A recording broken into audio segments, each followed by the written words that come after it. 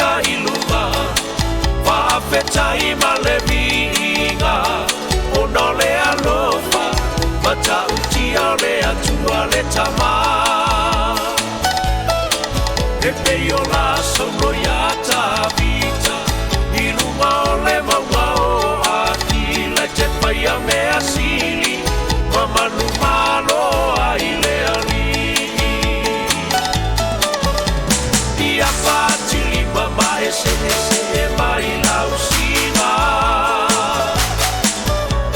E matango pie la tua paola ina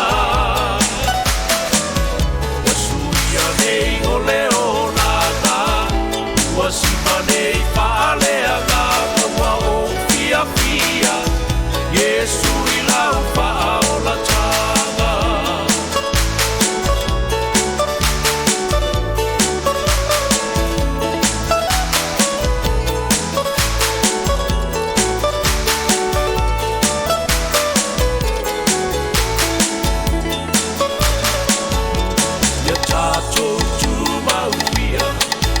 Peo la paulo ya kalatia ya fama lolosi malulu e pea male fia fia ia tua tua utaleni e tau tua i pea moia e tau ranga ola e mali e pea lava mapaia ia patili mama ese e mai lausima e matango ki e la tua paola ina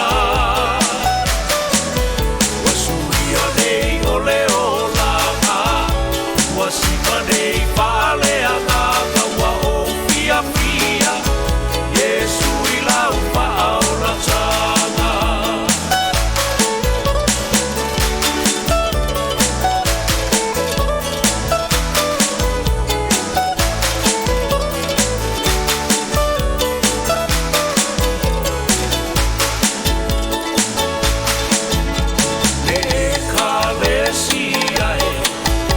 Ia mana tua ukuma vai Alo tato wali Na vai atu ile au mea mamae Ia tau tua na lenei Ia tala ile tala lelei Lela no langi uma Matangata ia paa lelei Ia patili mama ese e mai lausima E matango pie la tua paola ina Wasuia nei o leolanga Wasima nei paleanga Kaua o fia fia Yesu ilau paola tanga Ia patili mama ese e mai lausima E matango pie la tua paola ina Talo fai le tātou fia o mwhai ona o te putu mai mamaua mai le tātou whaapoponga fo i o le nei proklama o te ua o le i o tō Manuia o lo tu sao atu le tātou whale whasalau i Long Beach i le ngā lima ma le vale lei ma le si ufafonga o le tau fo Radio Samoa. Lo te o ono mispa wena Tagaloa o lo o whafoina le tātou proklama i le yaso. Pamai salamo e iwas fultasi. O te whape atu i le li i o lo umalu o ia ma lo o olo. O lo uatua o te whaatuatua i a te ia. Wa o ia na te lawe ina oi le mai leia le whaimanu, le whaamai e oti ai. E ufiufi o ia i a te oi o na apa au, te sulu whaifo i lalo o na apa au. Paia lona whaamao ni mautali pupuni, ma mea pui pui nai oe. Te le matau i le mea matau tia le pō ma le ufana whana i le au. Le whaamai e whaalua i le pongi sā. Ma le mala e whano ai le au atea. Le atatou te talo. Le tua silisili e se. Le tamae tumu I le lofa ma le lofa muti muti vale lava la o fio. O toe o fanga poto poto I mātou nei le nei ma lae tingo I matangi ele I whaia e lima. Malo mātou mautinoa o peteli I nei. O le fio anga o la o fio. O fio mai anga pa iai. A wali tia le menei. Musuina la mātou whaalongo. Ne ia whaia ilo fina ngalo I o mātou loto. Mātou toa le manuia o la o fio I o tangata whatuatua. Nāla mātou tatalo. La tu swafo Yesu Kiriso lo mātou o li imal whaola. Amen.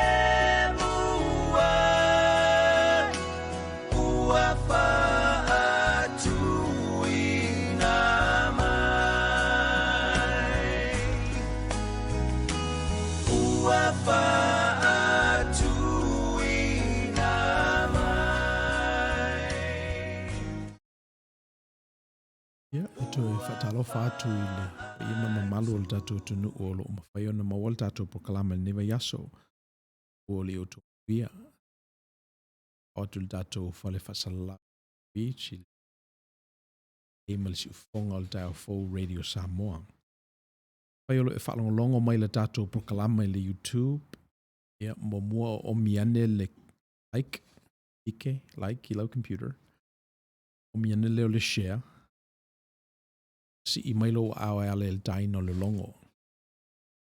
A tā moe oe o na vea leo oe ma tangata subscriber, tangata mata i kamawhai unga, kamawhai ngā umar si ufonga le tau fōu i alato prokalama e pe o na le o pō mala e le tatou tunu. E atu e tā whalua la le longo.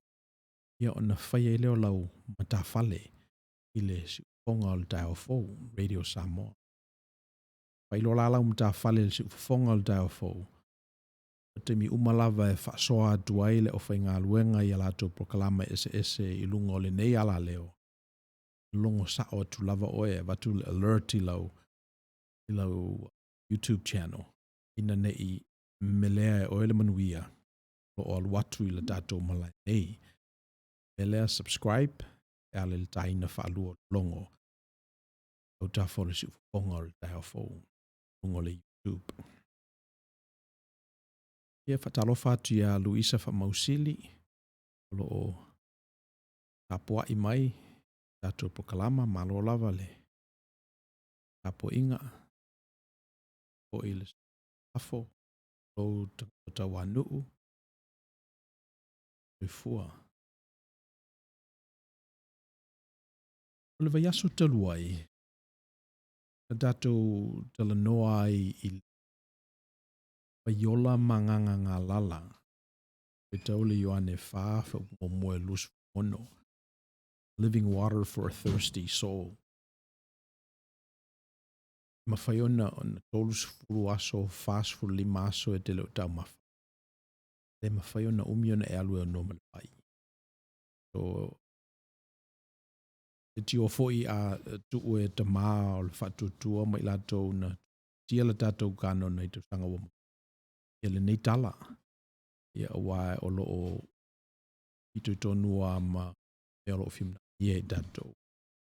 Ia ele ngatala i vaifo i tau mawha. Ia ele o pō mala ia le o onga na tatou maua mai. Lunga o le nawa i eli. Ma le natala. Ia ma le vaiaso o mawae pe o na tatou. Pale e fo i te tala. Aso o mawae na tatou pe ai a whape iaise tio ata tātou te tio ata ina ai la tātou wa ai i le soifua ma le ola ia e meise fo i le manuia o le atua i le raulangi. E tauan tātou tanga i le olanga i le nei tio ata. Alal tio ata. Le a whaina o le talatasi. The danger of a single story. Le talatasi lae pe o stereotypes o tala ia e tutu ngutu mai le tupulanga ma le tupulanga o lo o paima o wala e puni tia ai le aluanga i lumo le manuia pe tau fia e fo le manuia o le tua o nai tangata whapitoa ia o na tatou mafau faula i le tele o talatasi ma stereotypes e pe e tele ina patu la fono ina le soifu alu i lumo le tangata. Ta tatou mafau faufo i talatasi na tupu mai ai ia tatou. Ia olo o whai nei ma ati ata mai. Ile o ma whai nei ona whaasa olo toina le tangata ona o talatasi ia o tatou talitonu ma pepele i o tatou loto. Ua whaingata ai ona tala le whamanianga le tua. Ona whamaile i o le tatou fesili o le ala le fofo o le talatasi. Ia o le tali, o le fofo o le talatasi, o le talalasi. O le talalasi. E le ngata ina e tangai i se talatasi e masani e o tou. Ia e te tau foi o na fesili. Pe o fea le kenese o le nei talatasi ai se a ua tātou mafau whaapea i nā ai i le mata upo ia fwoi tangata ia o le whatete inga la len tātou si ia mai le tala i le vai eli sukara ina ua tala noa le li le tina o le talatasi e pe o na masani e latou e le fe ave ia mea Utayam Samaria talatasi le na ola ma soifua mai ai ia le nei tina o te manatu foi na ola foi ma soifua ai ona matua ona tua ia o le whapopolenga la ia e soifua ai foi ma ola ai lana whanau ana whanau se i wangana lava ua avatu seisi tala se i wangana lava ua tosi ni i le talatasi le na ona whatoa a mata lea ona manino isi whamanuianga le tua. Mwhai ona maua le tangata, e peo mela na whai e le li i le vai eli, le vai aso o mawai. O alatu le li, ia olo i ele talatasi le nuu lea. Le whea ia mea Samaria ma Utaya, ona whai atu la i o le li. Mai maupe ana e loa. Mai maupe ana tala i tua lau tanga i tina i le tangata le whai atu. Ia ma le mea fo i fua le tua. Wa ana e loa le mea fo i fua le tua. Se manu ua e au maia. Se manu ua e matamau. Se manu ua e wha malosi e le peti le pawa loto. O lo o osio sia le nei talatasi. Se manu ua e au maia i atea u se vai se ia o winu. Ona o avatua le i ate o le vaiola. Ia wa e pe o le sia lea winga foi o talatasi. Tātou te fifia lava e defend. Sa o whasolo atoa tātou ia tātou talatasi. E se alanga o mea na o lai tangata. Ave ina i tātou mai lei. I tupulanga o mawai. Ia le alae whaawa o i pēr. Tātou te loa i le tala le tina. Whamil tina. E sili o e nei lo ia kopo. Nana Elia le nei. Vai eli. E whatoa e sau nei ia kopolo mātou tua a. O ia lana sana eli le nei vai eli na inu ai o ia o lana whanau. O utua a o mātou manu. Malesi mea, le sau pakete. Tēne e maua maile nā vai e mamao i lalo. Ia wa le siale nā talatasi fo i olo tanu i le tanuanga lea le li imaltina o le al talatasi. E malosi atu mea vaia nei lo mea le vaia. E malosi atu le le tino nei lo le le nganga. E te lele e senga o le si e afe tā la ma le si e luse lau tā la. Na e whapenale le winga o lo i ei tātou. Pena ia le uina o i tātou e tū la fono le taimi ma le nofuanga. E sei tia i whapena tātou. Ma o le sina talatasi. O le al talatasi e malosi le le tino nei lo le le. Ia o so atu la le li. Ma tau mawhai e ene ma tosini nii ia le talatasi lea. Tau mawhai e avatu le neiti nā na isi foi sa na isi tosi na isi fata. O le fata manu ma le paufowina o le talatasi le nei. Na ifo mata pua i matausia le nei tina ia tausanga e tele. O le whatulou le inu le nei le vai lea na Elia Iakopo. Le fie inu foi. Au foi le vai aso le. Le sau foi tae ao. Inu le vai o te watu ia te oe. E te fie inu.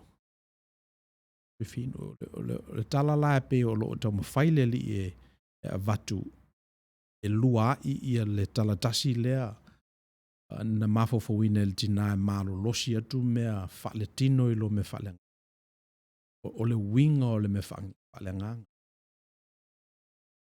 Katu leo o le li o le vai leo te fia avatua i atu. o le vai e puna I lunga I le ola e wha. E le tui fienu oe. Ia o na whai mailo leo tina, te au mailo la le vai le na.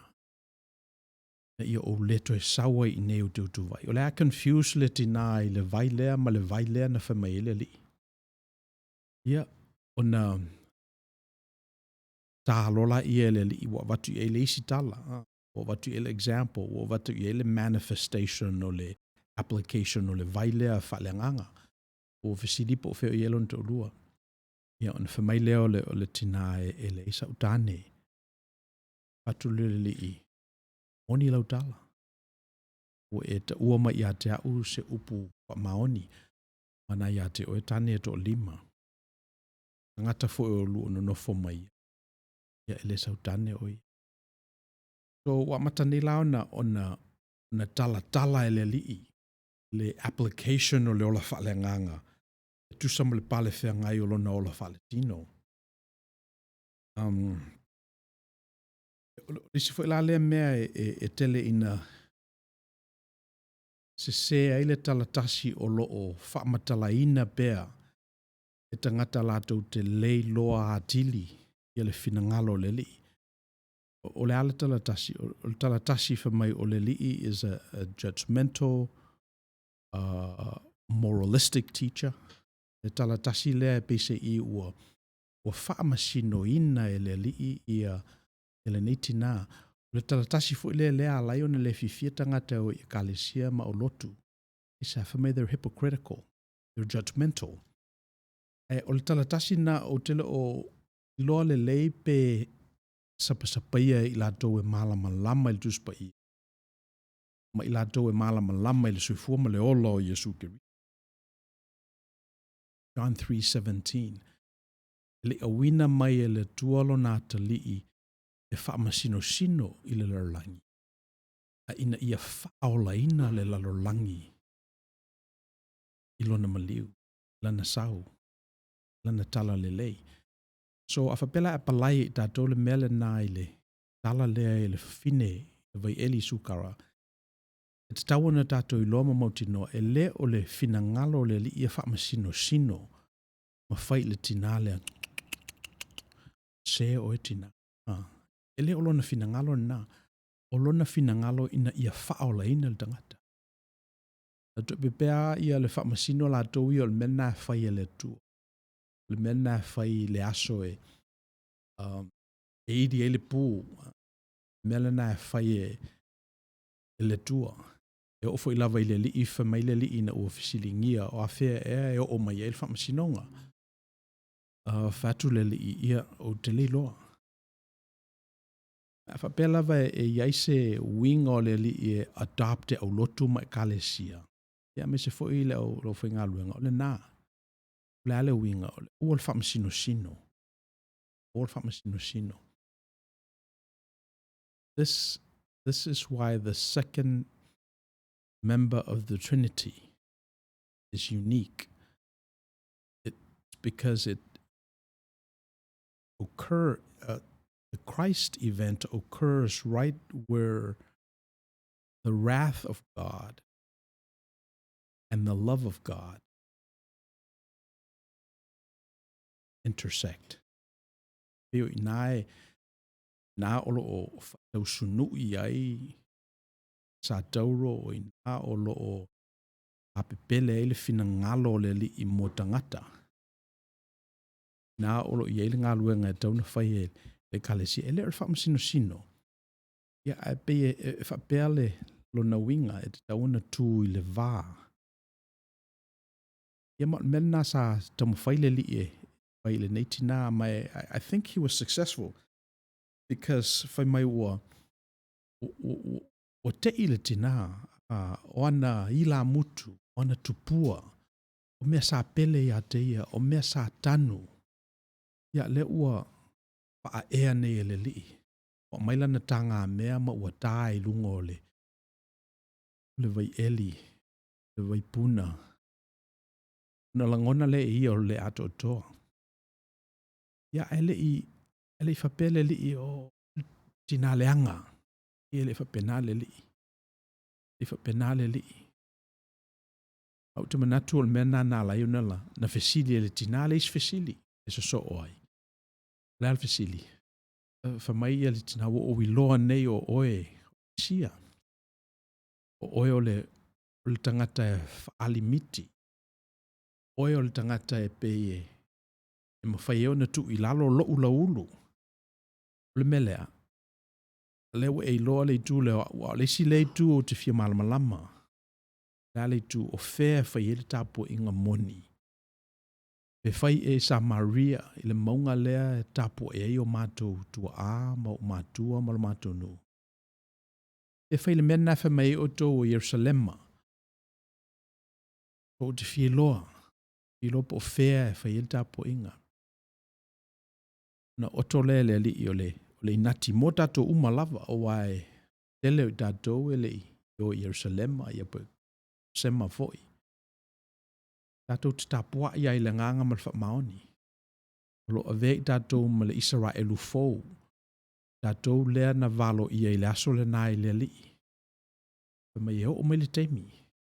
Le to tapua i tangata i le tua i le nā maunga po le nei maunga. We tapua i le tua. Tapua i a te ia i le nganga malfa. Te fo i le prophetic o upo le li. Ale me pitu sili o na tāua o le tinana na eneina le melea mai lona finangalo malona mauli. Le tinana fe silingia ina. Ia lona fo itangata ngalue le tinana na tauina le fuo le la au. Lea ua otoi ele li ile nati mo i tato umalava. Fatutua ele nei fatutua. Le to tāua pe alu Yerusalema. Le tāua pe alu le falsaa. E tāpua i a te le nganga malwhama. La tauna o lo tāpua i le tua o le tua o le nganga lava ia. E lo sa ili le tua ia i la tau e tāpua i whape. A very interesting turn of events because o le so sālea whatoa umatu nei. O le Samoa mua le nā na broadcast i la mato worship service. Mai lo mato Whalesai Long Beach i le penga tawhailangi using the Malailea le Facebook Live. Ia na i o tufo ia tina ia vira ma la tau fo ina tu whatasia ia le live ina so ia le nā o ia la mato Facebook page o Second Samoa. Ai ona fo mau mafau i le te talaina fo i o le nā malai. Ona o le whalavelave ua tupu nei Amerika malalangi au. Ese fo i le prophetic o upu nei le li. They take on a different meaning. Ese wa le otoe tapua i tangata i le mātou whalesae pe o na masani i lea sā ma lea sā. Ia a ua tapua i le nganga malwhamau. So, o le mea nana tupu i le sā. Multi le tuela whaafatai, Vera. So, department e tutai fo i male. Na singa o nā malai. Ma o le whaamoe e papa aveloa ia le nā fo i malai mo le tunu. Ia i la tau e fia. Ia tāpo i mai. Ia tupe afe lua se lau le whai o views na vaaia ia le nā sauninga. Which o se numela te le. Ia au te le o iloa pe na whaalonglongo i pese. E le isi so whaalonglongo i launga na whaila sa. So, a ma whailau na o na whika po le ale le winga o le mena ia mana ia. Ia alisi la mea pe na Misi. O mato masani na o le sene. Ia le rola pe whawheo na o le sene lungo nei malai. Le sene pe se i o se let's say o le taulanga e pe se i o lau supportina le o le ngā luenga. E tauna si ilo lima. Tauna lafo sau aso. Tauna tongi sau maa. O le sene lava lai le asa ma le asa. Ia po ani nai me mawai. Ia e pe o le nā e le taua le me maua. Ia e taua lava le si i mai o loa ao. E mwhau nei loa o loo. Ia i whatasi oe. Ia ma tātou fo ilo ngā second Samoa. E pe o le lui nai le tātou team pe afa pe o whafonga mai nisi o le lotu. Tātou sa ili pe ese awala electronically lungo le nei malai. E mawhai o nao le tātou sene mo le yaso lea. Ia la tātou pese lea. Ia o na whaawau leo le tātou o kalama ilisi tū.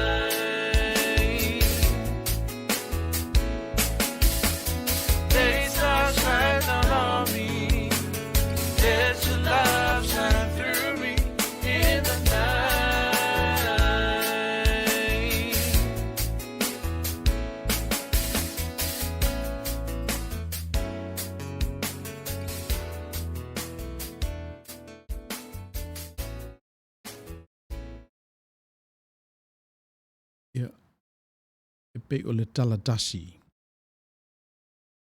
I guess o masani e fo tatou. Me se matou il second Samoa ni peina o le alu le falsae ma whai on tapua i le tu. Ale mea ua tupu nei ma ua i loa ma ua whateitai ma ua avea nei ma mea moni. E mwhai ana tapua i malita ngata i lona fale. Pao ngā ia malaya nei. Ai sa manino lava mena i le aso sa i le matou worship. Lele fo i latou o mata matamai. Ia na sau whaleo komeni mai leitu o le tatou community. Samoa ia o yo aingo o New Zealand na mata matamai. So, me lau wha umi ai ia la utala i le mele nā le na tupu le vai aso lea. Ona e whapenā le fina ngalo le lii. Ina ua na saili e loa e talatasi le nei, nuu le nei tina Samaria. Tusa malato pale whiangai matangata Israelu, matangata Iuteia. Le ngata lai le vāwhea loa i o astoitasi. Asa whapea fwoi nei la lato talatasi i le whaingo tāpua inga. Outou a lato o whapea le melea na mato o mai ai. Me fwoi le tauna whai. Ia, ina ua mafuta maleli i. O ina nei loa ai le neiti na. Sele ai e sele mea lea e whamai ai. Ia. Tau le ale lungol. Ua o lesi lai nati. Na toe e le li i laso na. O le tau i le tina le mea lea. Lea sa lilo i manatu. Le mea lea sa ili e makoi. Ana i loe leo mamoe. Na ite i he rota. E ana mauti noa e le neitina. O le ale mea. O Yesu o le tua. O Yesu o le Mesia lea na. Patalitali e o la tua a. A utoe mafofau le tala. E se fai ale manino o le tala. O ta utu nei la le tapo ingo na whamaile o le tina. E te loa e fai la matou talatasi. Whamaile matou talatasi e le teimi e sa waile Mesia. Sa waile whaola. E sa waile suyo le tua. God manifest. Ona whaola ina leo i mata. Ulele li o wa ulea na Outou tali iai. Ia o se mea lea e li i manao le li i e tau e ona soo. Na wala tau i loa va venga o le mea lea sa musu le li e whai ei o ia matupu ina o mai tangata o lisi nuu ma whamai o oe ona o au ngā luenga. Ona o mea mamana o e whaia. Sa uia ina whai oe ma mātu tupu. Le mea lea ina ua o i le maunga ina ua liliwina le li ina ua mai lalo whamai le li awatu te ta watu i se isi. Le mena tupu i lunga o le maunga o le liliwina. Te ia o yon taimi. Ani a whaala na palawhea ngai o le li ima le tina lea. Ana ta ua le li. Ia o telo ilo lapa le ale mea ala i ona whapea. O le amena lena tupu le mea na ai o le mea ua ata mai nei. E pese i e whaali le atua i tama vale. E pe e whaongaina le atua le maatuli manu. Le maasa tu la fo ina. E whai ma maatuli manu au pitolu. E pe e whapena le whaali le atua e na e ia penina. Mai a i lato watamamai, mai a i lato malolosi, mai a i lato they're doing okay. Ai whaali ma ave ia penina ia i lato e pe whamaile lalo langi. E le tatau mo lato penina. E la ele nei tina. Ua umana tuaina fulale mafu anga ele una whaingoa la mato e kalesil second Samoan. I don't know if I told you this, Vera. But if apele, well, o le ingoa lava na iai, o tele ni a mato sessions, mato te whale, ai mawhaile fisiri, pela o te tau ena sui tato ingoa. Ia, mai a umaana whamatala le tala, ia ona nofu file muala ia, mawhame o le eila, o le tato ingoa le nama le tato brand. So, e iwa lea whai o UCC churches I nea I Long Beach. Talo pe whape lima ia UCC Samoan churches. Vai la ia le Southern California Nevada Conference Association se uru e pe wha a o le Mato Association. Talo po le 30% o lotu Samoa. So if I numela la ia first Samoa and second Samoa. E na ia le il fa numela ino o e kalesia I le amatanga ina ia mawhai ona distinguish. Ia le au lotu ma le au lotu. O e fwea ia au lotu Samoa wale o toi whaia. Bo o merge ma ua ave ese ia le ingoa. Ai e maua mai la ma ua mareta ia le au lotu lea. Ora lato ingoa na le Second Samoan Congregational Christian Church Long Beach. O vai foi la ia pepa ia na foi la ia pepa fa mo mau ile Secretary of State ma le State of California. Anyway, fa mo mila utala ona e taua le mele o le lua. Le second.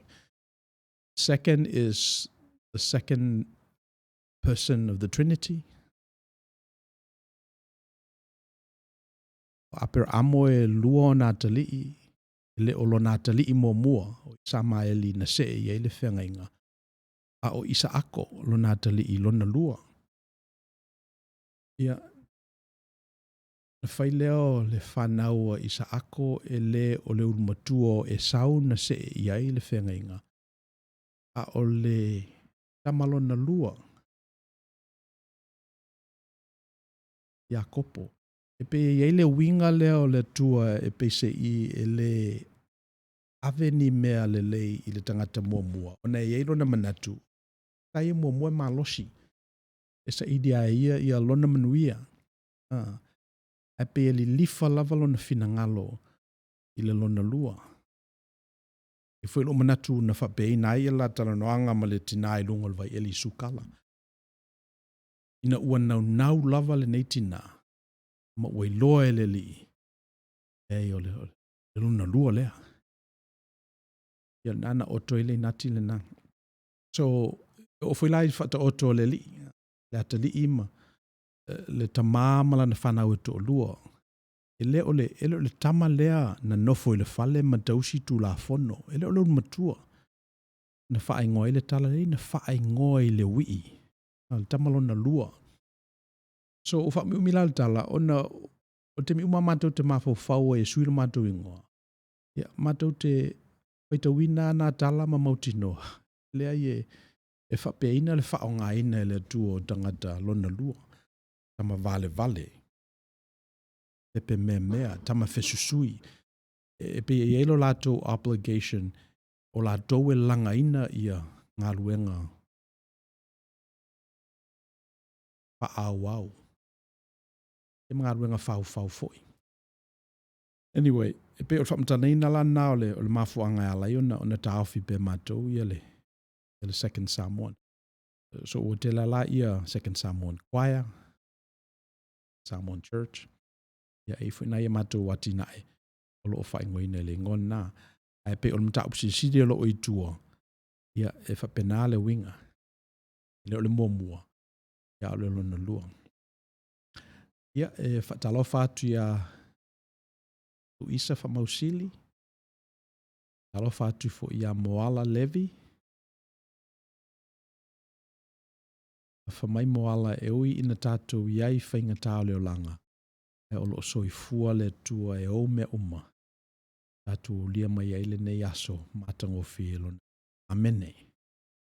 Tai Moala Levi. Ia whatalo whātu fo ia tapunu uanga vale. Ia whatalo whātu fo ia taito the loto. Ia le tautua atunu I lau sunga a Outou New Zealand mo Outou. Nā atunu ia valu tutusa le li iso tātou manuia. Ai meise ia avese ina I lona mana le nei whaamai. Ai lana whanau whatu. God bless us. God bless you. All stay safe. Ia o whalongo o lockdown ia New Zealand. O le lava ua mata ona role le whamai. Yeah.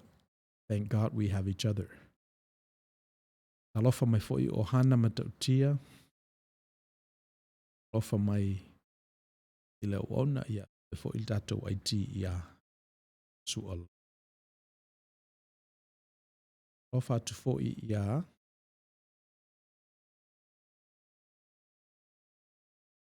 se lau manava. Ofa Reverend Powena malo soifua. Via malangi mai lau sunga. O lava on sai. Taile up fola. Kasi manuia tele poklame. Manuia. Ia whaaftai se lau. Ia. So e pei o le tātou prokalama na i le vai aso o mawai. So ina e whapupu lama summarize pa ai tete i le a whaine tulai mai pe a talatasi. Le alal fo le talatasi talalasi. Tamu whaia se ili isi perspective. Ia ona whairo leo le isi fesidi e so o ai. Whawhewhea la ona tapena ia talalasi. Ia o te manatu o lo sila fia o mai tātou ia le tali. O le memo mua al whalongo. E tahua le longo. Whalongo i prokalama. Whalongo ina ia malama. Peo le sila na whalongo e tau na whaatufunga ina i tātou. Whalongo ina ia malama.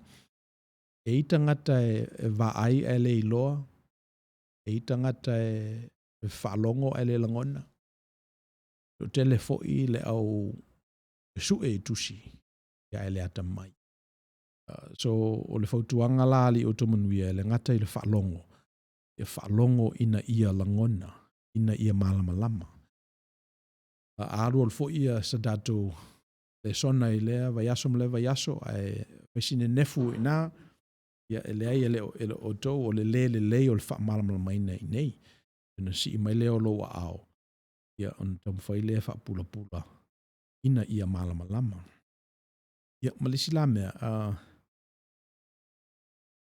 Tangai i talatasi o loo nopia i ai ia le tatu o tunuu. Tangai i talatasi o loo fautuaina le soifua alu iluma o tangata. Ia ona fesiri la ia pe whamatala mai fo mai sesi perspective. Whamatala mai sesi perspective. O te leo manatuaina le tawa o whai o tangata e fesili mai i a te au pe amatou. Mesa tangata le atu lunga pe amatou whailoai. E whamaila latou tala. Ia, pastor na e football. Penala, e pe ela latou tala tasi. Paua tangata Samoa. E le laulangi nei o tangata football. Ia, e lef so swani fo i bafa pe e ona futu lua se lau tolu sefulu bauna o le whewheau. E tawana fisiri mai. So e pe o le winga o lo tala, e se le tele o tala tasi o lo o whaima awala e puni ti ai. Ia le aluanga i lumo o le tatou watunuu. Ia me se foi ia how other people respond to us. It's because of these single stories. So part of our moral obligation, I think, is to tell the single story from a different perspective. E me whai ona pangu, me whai ona tosinini, me whai ona watu foi se tala, e ese mai ne lo tala e masani e. Ia, malisi me tauna tatou whaongaina ia ngā ruenga e pe ole. Ele ole fefe a ole whatutua. Tauna ona tatou whaataitaina a eise mea e te fefe ai ia ona e whapelea ia. E eise isi mea e mawhai e ona o whatutua. E eise isi tala e ese mai nei lo ua o fefe. Ia o te lea tatou sessions fo i o isi mea e mawhai ona whai ole. Just pay attention. Matai tū po a ia mea o tui. Ia, ona whawanga ile e oni nai tala e ese mai nei lo tala. E pei ona masani e tatou. Ia.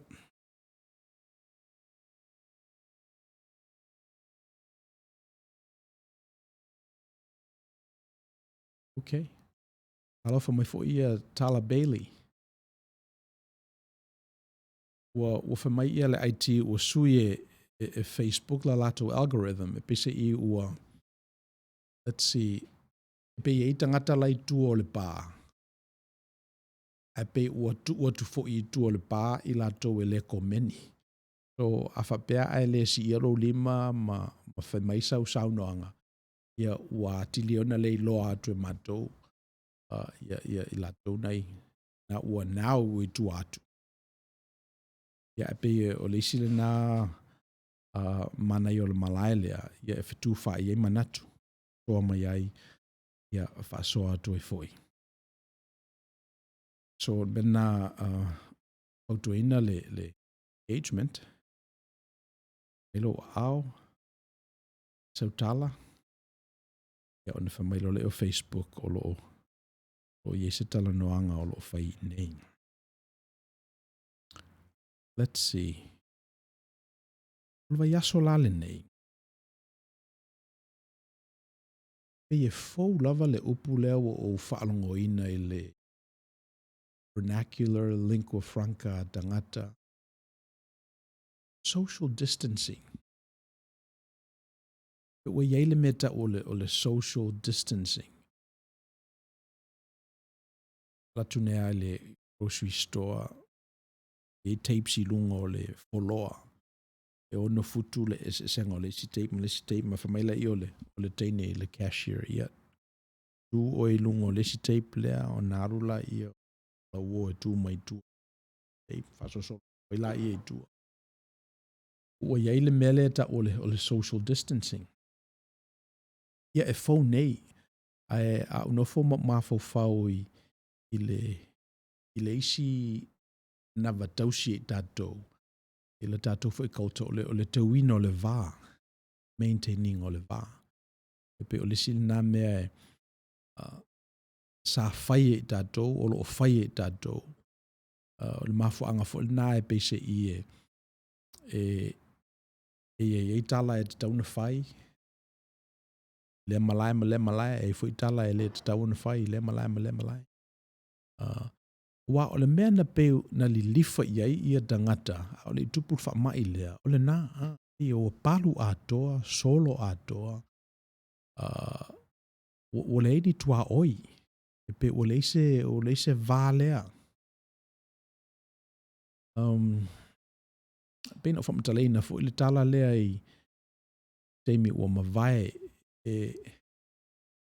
tu mai lava ia se tangata tala vau fo I ma whaailoa mai lon tangata. Ne whapelea o lana saunoanga ia tai lava mo le avanoa. O lo usuafa o pai malawhai. Ia. O le mea tupu ele asese whasa oa. Ele asese whasa oa.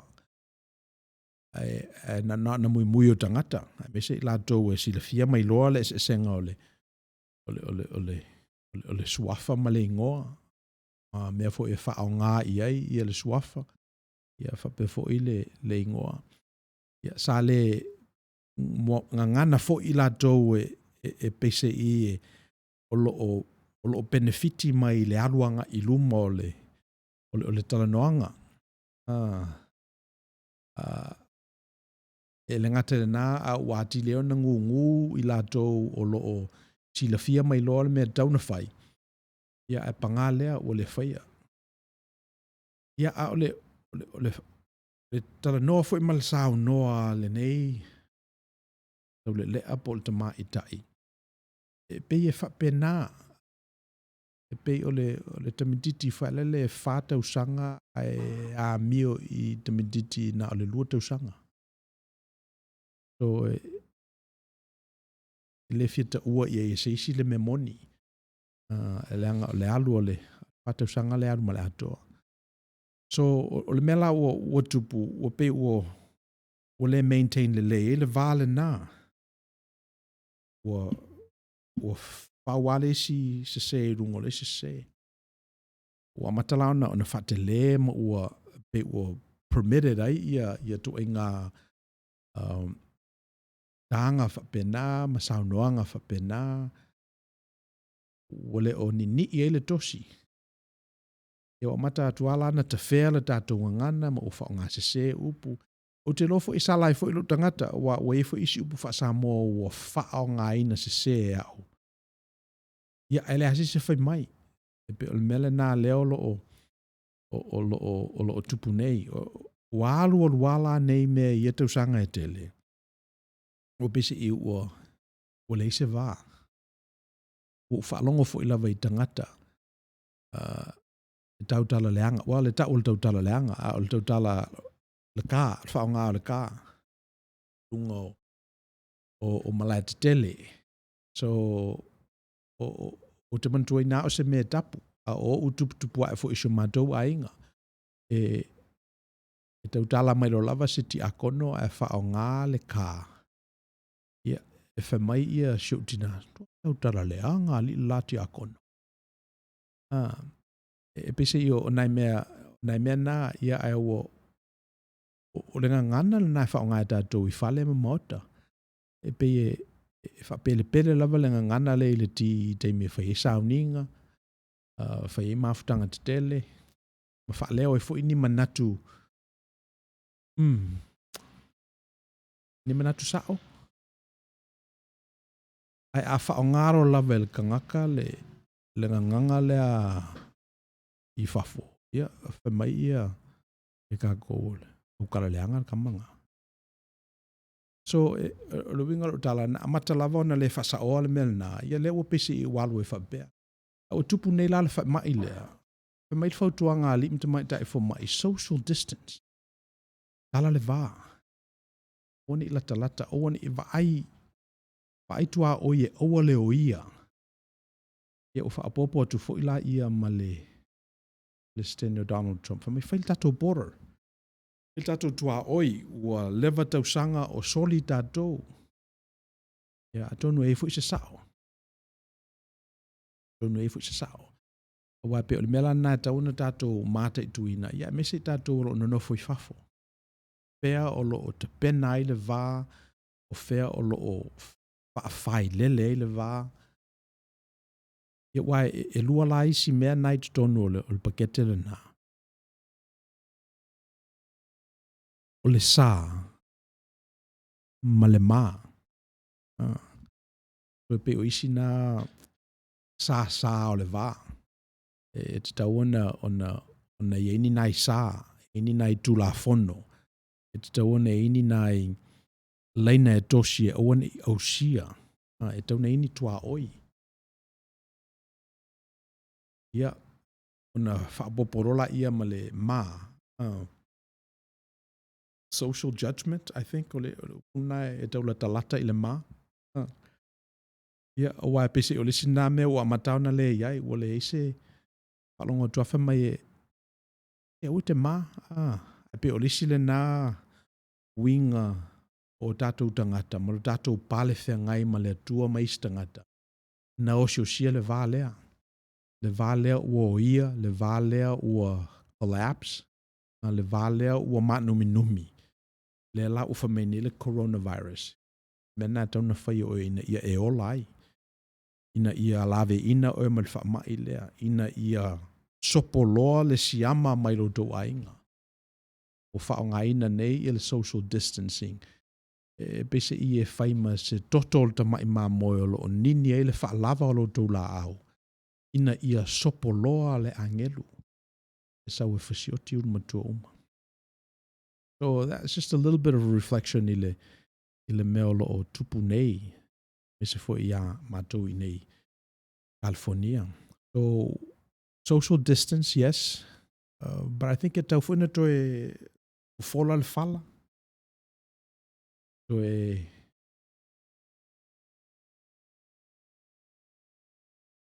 to e tanga i tātou isi mea lofa na tātou mō mai o tātou mātua. A tonu o isi nā mea whaingaluenga tātou te whao ngā ina. Ina ia ola i tātou mai le nei wha mai o pesi. o le sila tala o mana tuaina I nei fo I vai tau. Wa a whapela vai e sao ia whamaunga lea le CDC a California.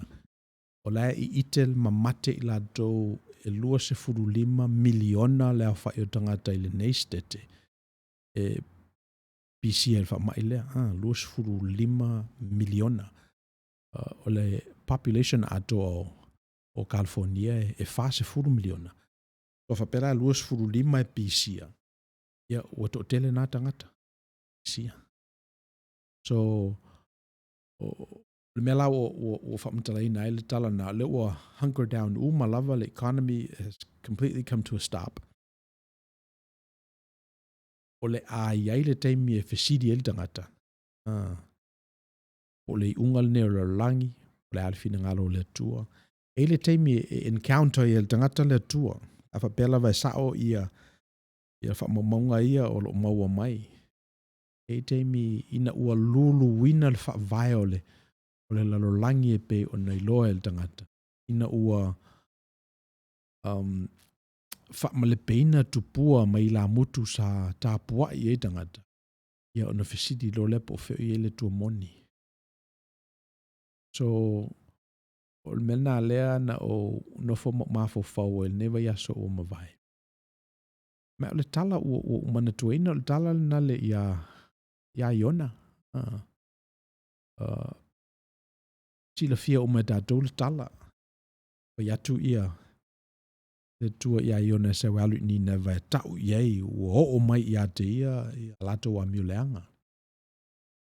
Fa iatu rola ia o le ao o le salatele ia lato.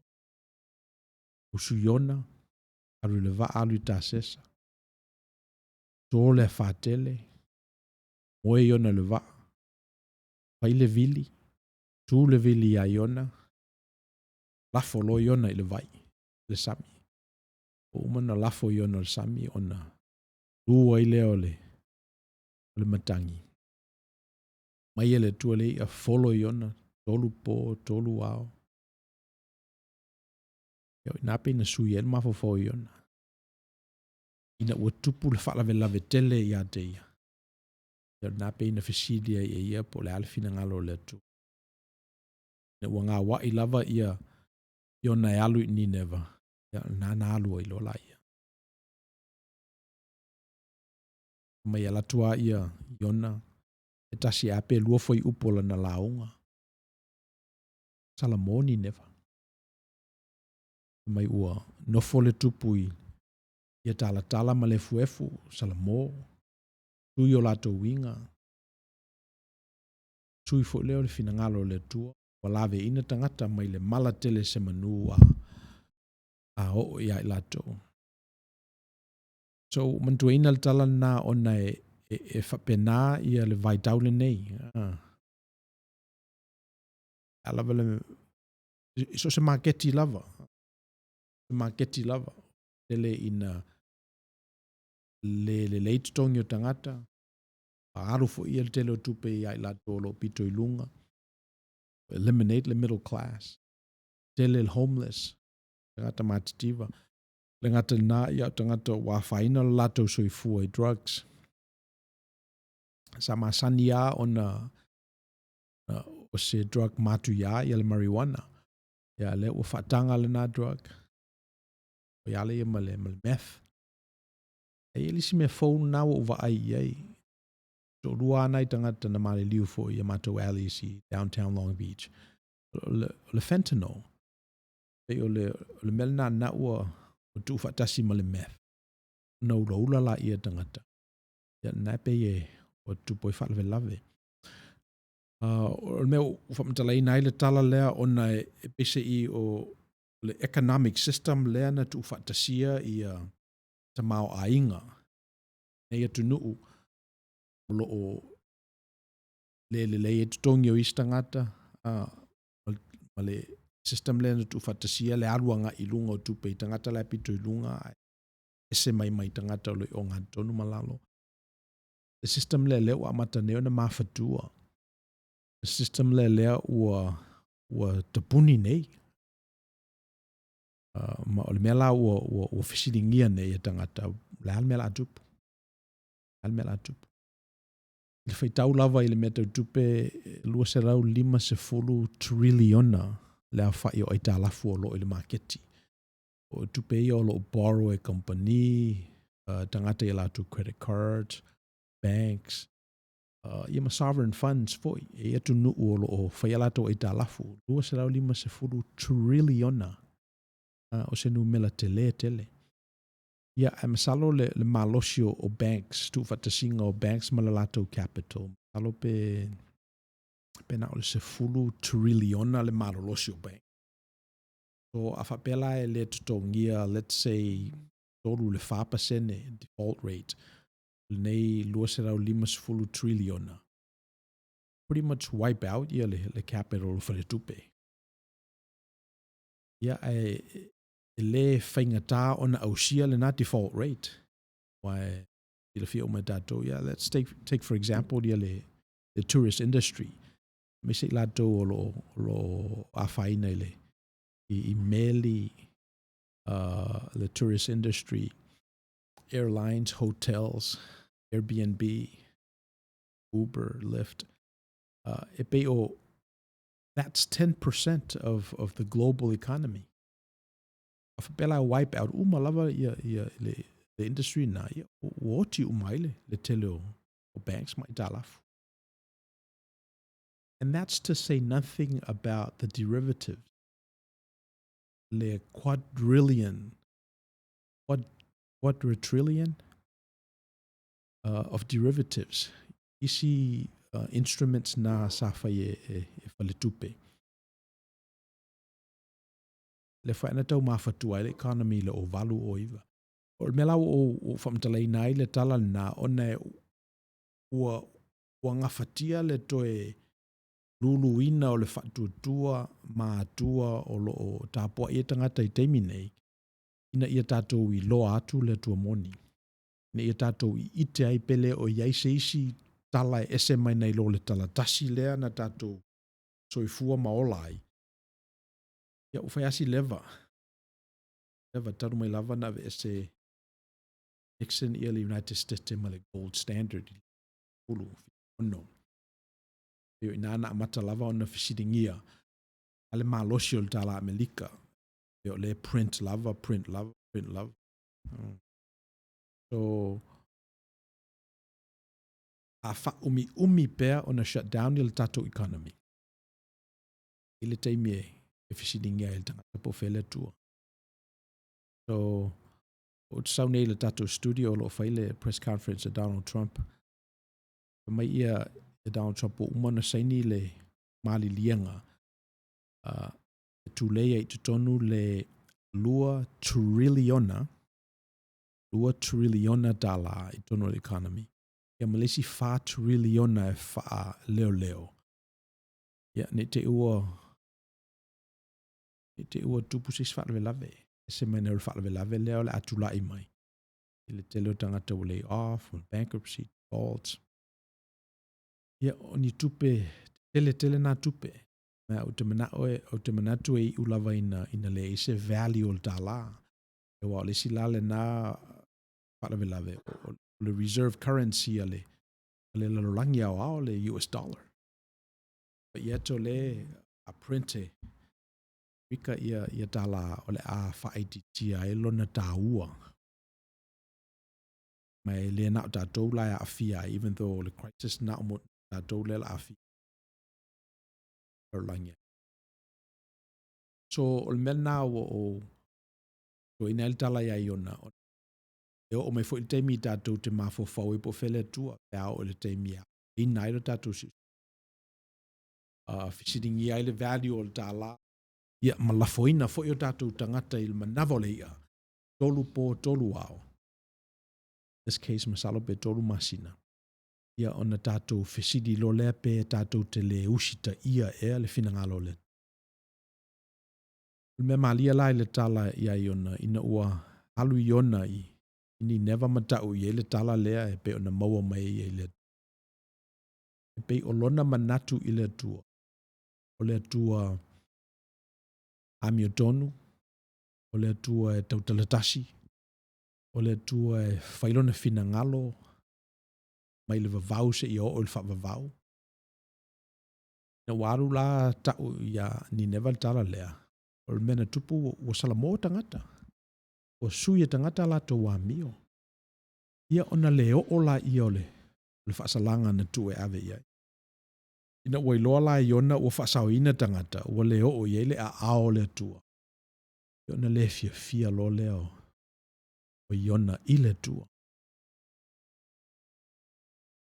Mailana tala, according to the Midrash, the Talmudic tradition. E mai le lava o te alu e tau le meso le o.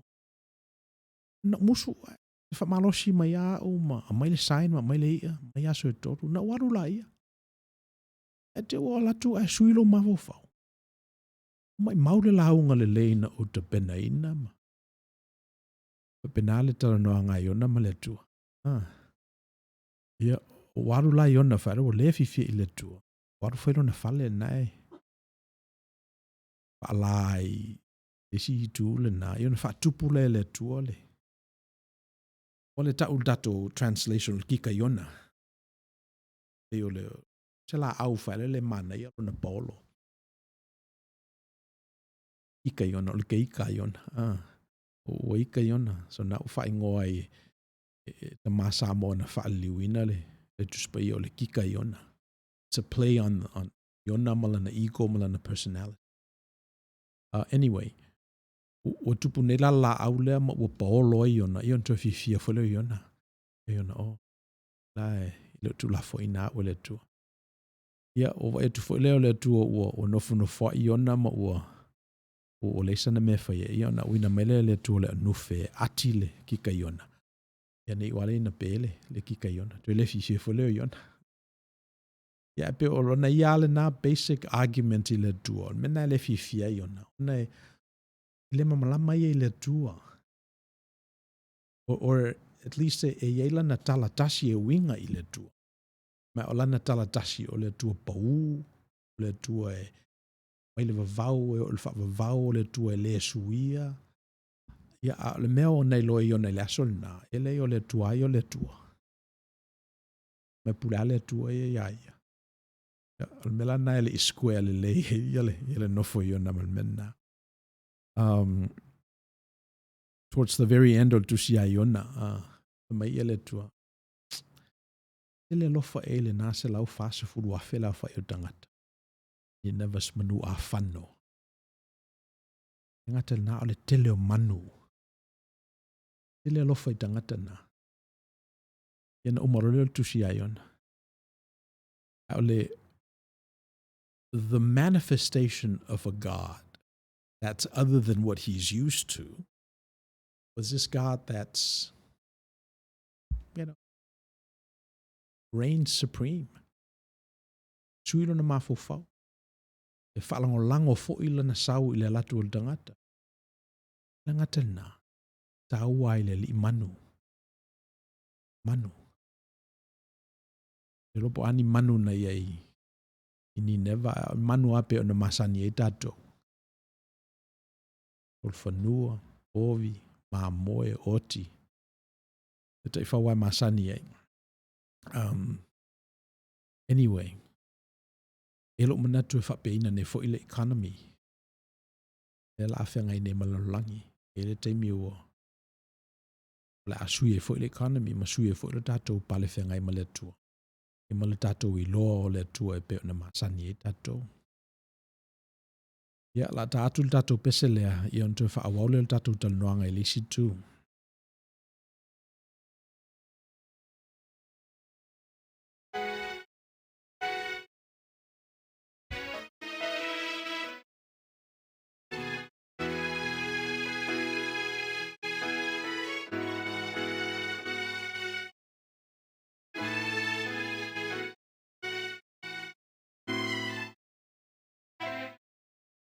Se ua iloa no finanga lo leli o ai se ua pule faatasi fa atasi maoe na e foa I mai na e whaia mea uma o oe o lei unga ia vini ia oe e whaababau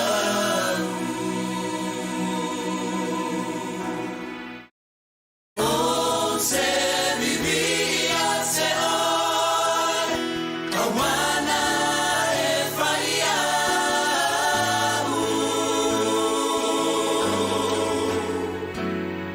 e masausia ma ofan se leai o mea umana e vai o mea mamana ia ua wiloa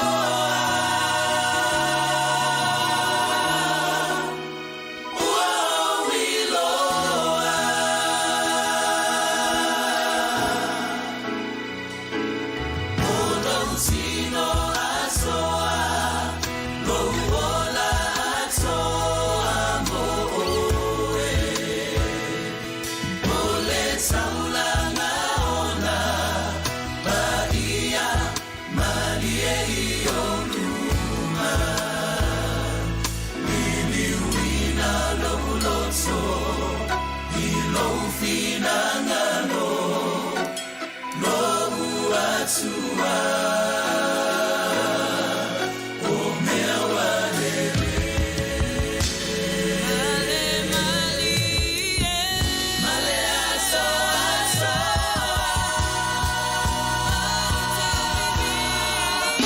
o se vivia se oi kawana e whaia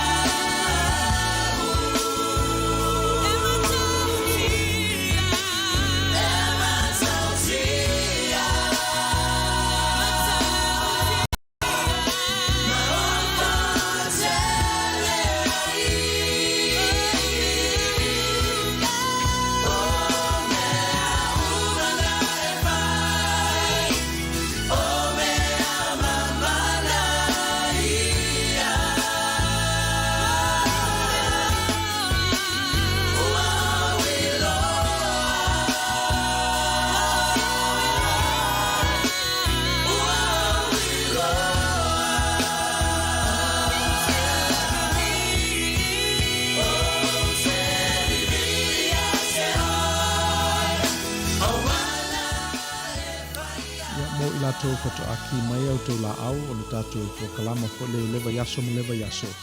O tau o le o tau Manuia o le o tu sao atu I le vale lei ma le si ufonga o le tau fo Radio Samoa I Long Beach, California. O le tau ono mispo wena Tagaloa o le o whaafoina le tātou pro kalama I le nei wa yaso. Whamaise lau manawa.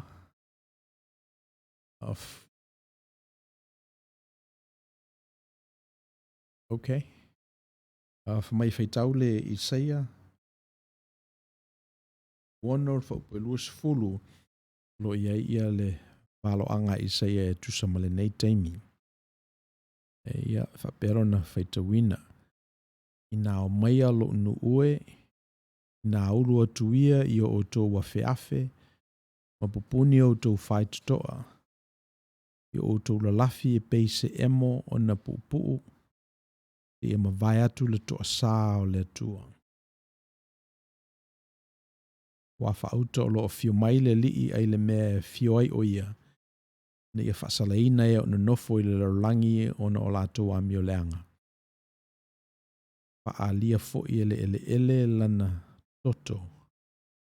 Na te lea tui ufutia fo I lana fasi. Ia mana ia whaasoa. El tina.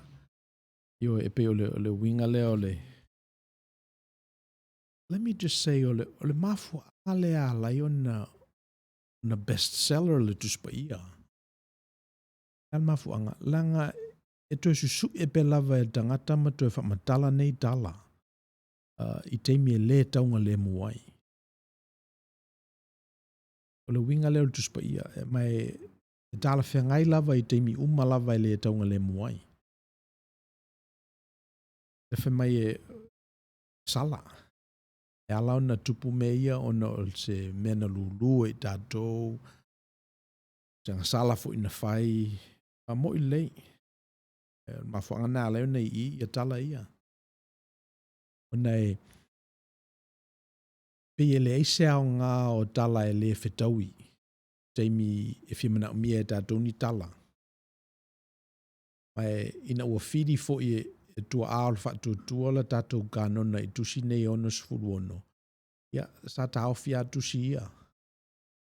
Sa tāo whia tusi ia include la ia le Isaia ia. So this is the first Isaia. Wai tolu ia vai vaenga vai ia Isaia. Tusa fo i male period na profeta ia i tu ai ngā manatu. Ai ole period mo mola lea e pese i ole. Le mena ua to te lea tangata mau mea. Te lea tangata mau mea tupu lo lea ole le tawheanga. Ia ona fisisi li lo ia tangata. Ona tusi o tuai lea o stala ia Isaia. Ia ole tala na tala lo wa feafe malu ia i tutonu. Nofo i na se ia umal to sao le tu.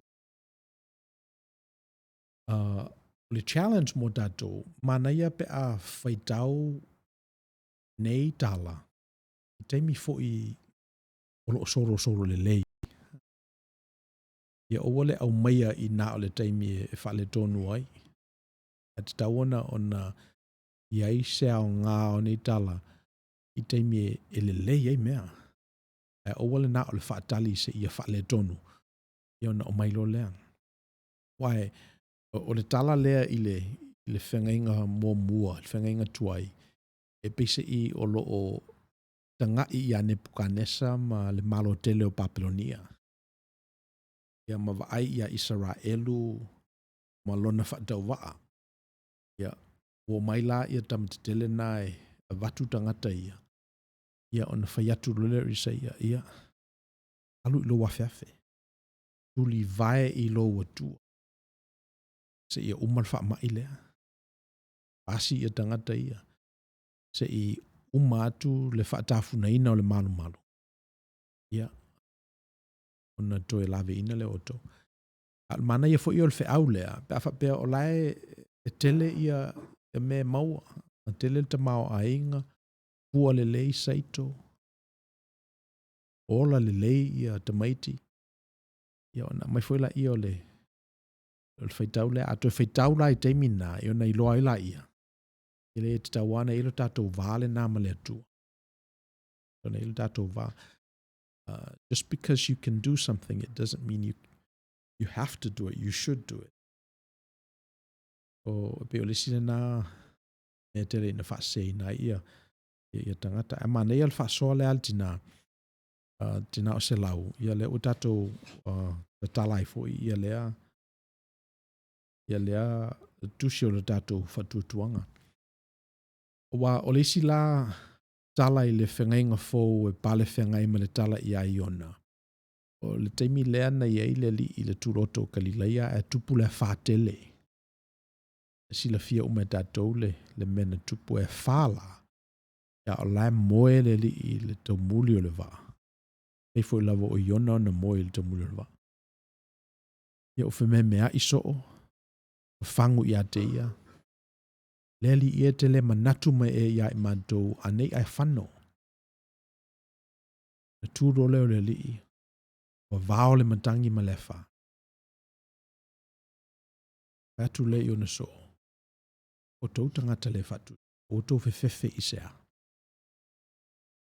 Ia o i nā pei na sengi ai mauli o le au so. Na manatu lava la tau a whano i le whalea. O tū mai le li o Yesu ma o vavao le matangi ma savili o na whaalongo leo le matangi ma savili i ate. E mai leo i lato. Ai ele nei tangata. O whaalongo le matangi ma le savili ia. Pei o le mea o mantua ina ai le talana. Ona pei ese le whaali mai le tua le uso. I le nafo I vai taimi. Manatu ala atou o le tua mamao, o le tua tauna whaatau, o te taulanga, saulea. Ia o le tua ai o le tua. Mai o le mea pe sa sifi mo the paradigm shift mo so'o I le taimina. God is one of us. O le mena lena na maua ele uso o I le aso le na ina ua vavao ele li le matangi ma savili. Ma ua whaalongo iai. Na instinctually lavala I loa ele uso o. Le tua ia I tatou. Le tua peia o mao. Ua pe o lisi lea mea sa tatou mafofo I fo I vai aso o mawai. E ia tatou values. E ia tatou well, I suppose o talatasi. E talatasi o loo pipi I le lau ele. Aso te tatou na tuina ele moanga ngana a e loa uisi ulepa. O te lofo I oitonga mau. So physically e peisa I e vai le vai ia tolo ia. A e loa atu lai o I lisi tu ia se tangata ia o isi ulepa. Ia tafo nei loa mai o ia o ele te tu o tutonga mau. That's the geographical level. Ai olo na whaongaina la metaphorically a e sau ia u whalave lave ia o te la tuwhe vatusina me I lo whalave lave. Upo masani e tu la whale o te whalongo fo ia. O au nei ia o e tai au. E whapena ia whelafo ingo o mea o le aso ala o te a e peina tatou manatu ai. Ua whanua tau ave ia na fo I values o le tunu o maulato tolo. It's either you know or you refuse to know or you don't know. Either you know. Esa ona ua teita fola. O teita fola ia ava noa e osi e o tatou ainga. O le ale winga o le talana. E te loa tua I le Facebook po ila o maliu le tau ainga. O na whaile o lau filfilinga. O filfilinga pe te alu pele ai. Ia. Wai ele o toi fisiringia pe e te iloa. Pe te le iloa le e. A mawhatua oi I nei e furu ai o. E me se folai I teknolosi nei ma malai nei.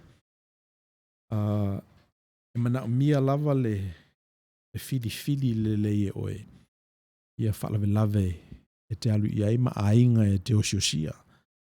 Ia olo iai pe lava le nā whato whala inga. A e loa uisi ulepa. Ia o te lofo I oitonga mau. O le ale mea o whamantala I le tala.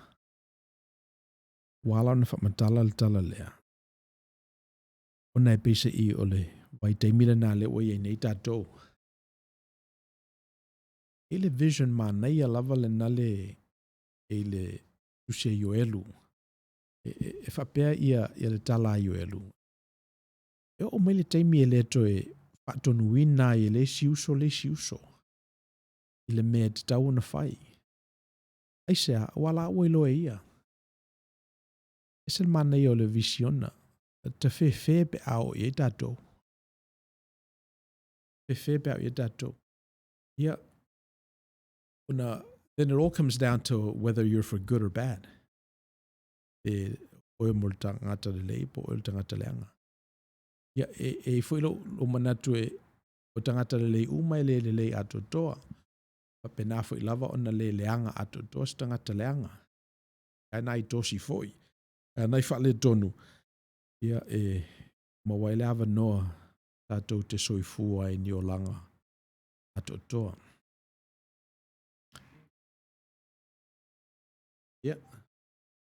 Can you put it on the...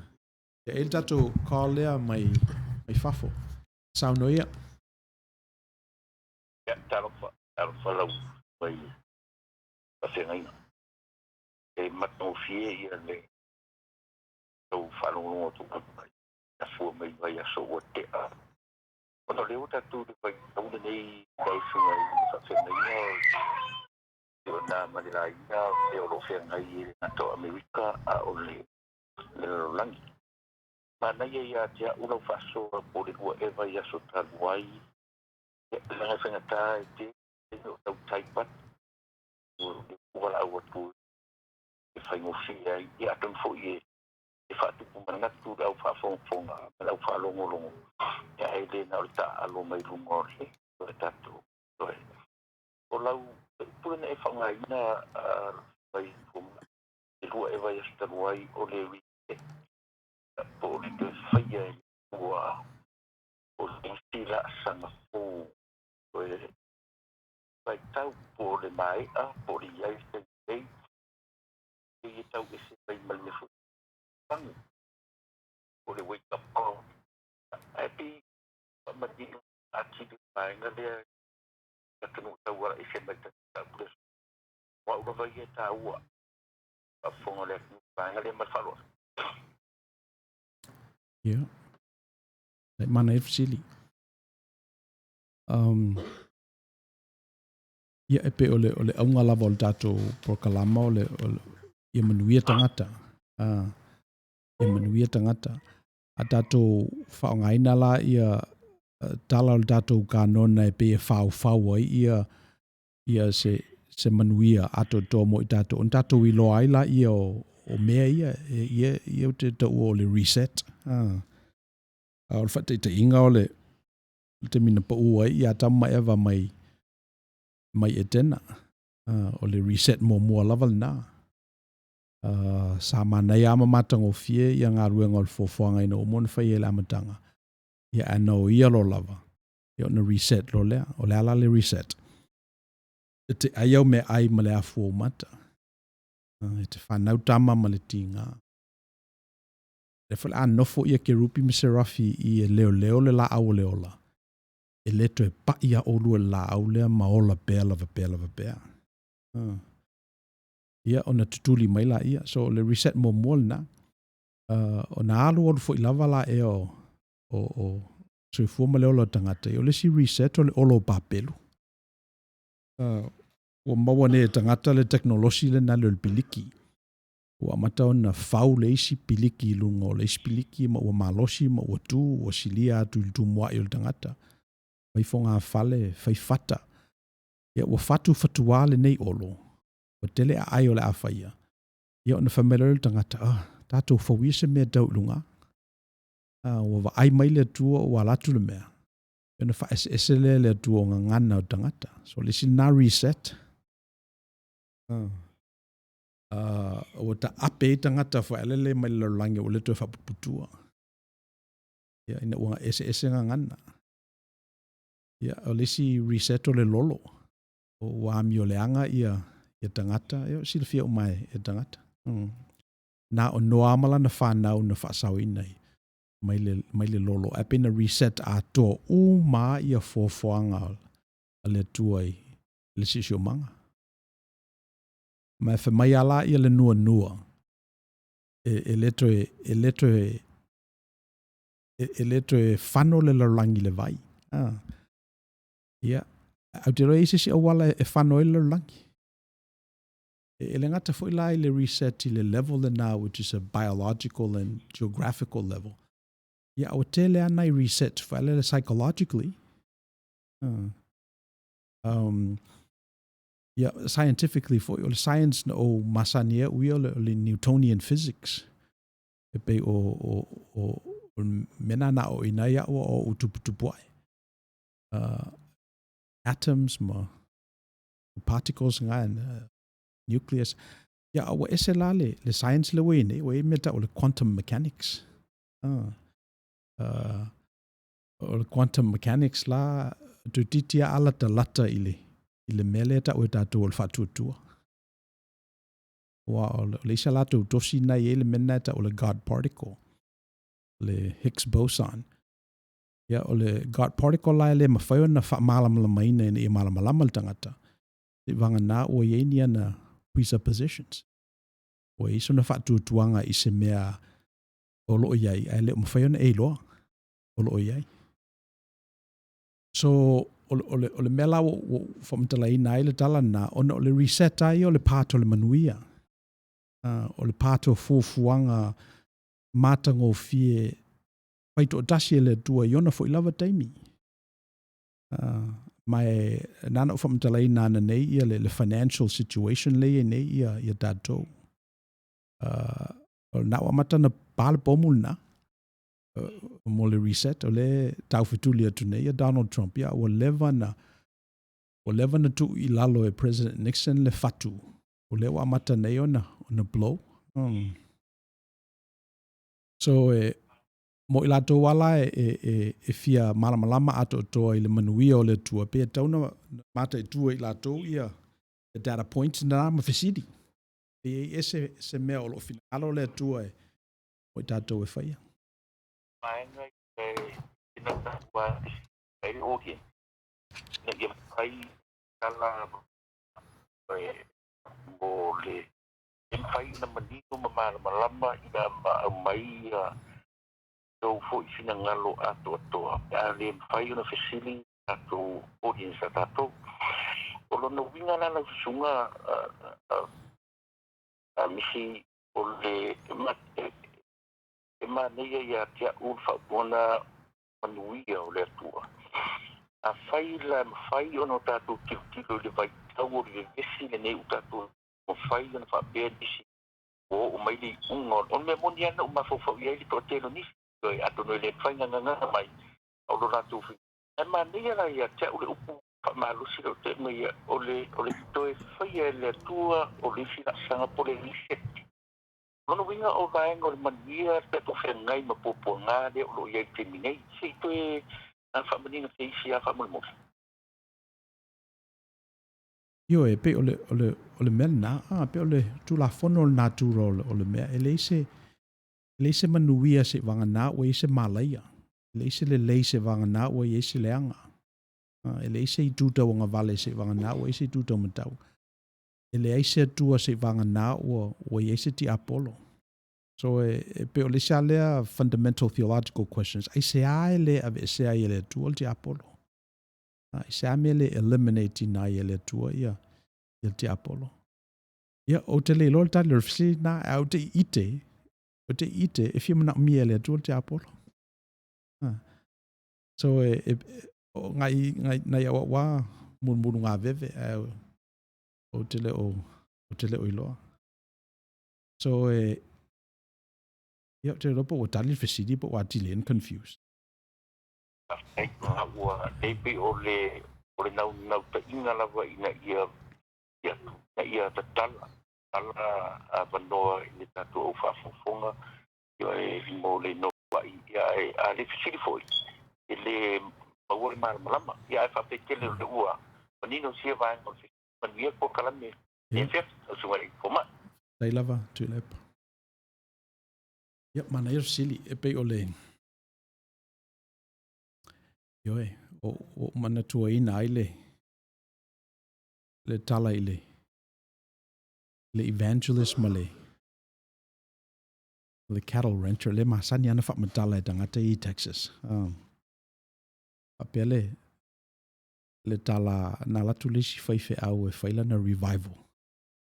I lesi aso le na atutu whale ia te tele, vane no foa, vane lau. Ia whatel dali lola ia. Tā le iwa, tā se fulu. Ai mai le whaife au ele asesi o no foa tuile. Ile whale ie. Ia whaife au po whi I tangata di. Fola o le iwa, ia la. Ia as fulu le sesi. Tā se fulu tasi. Tā se fulu lua. Me whaife au. Tasi a li I le kaupoe le sau, le no fo mai. Ia saura whai whi au kaupoe, whatu kaupoe. Ali I kaupoe.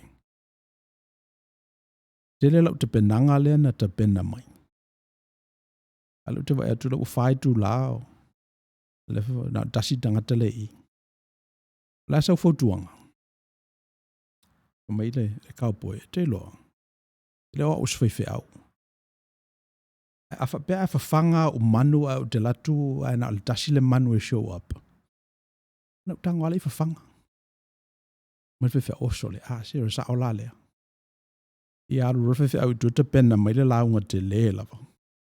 Sau lava. Tale lua, tale tolu, tale wha. O la hunga al whai au kau poe le tasi. Ia a mene lo whai u lotu. Sa vali mai lo whai au kau poe. Mai whai au. Ea. Kau poe wau te le oiloa. E roa os whai au. A whapea au te alatu I. Whanga o manu ana o tasi le manu e sau. O te lea vea o maa ia. Me aina o sau maa.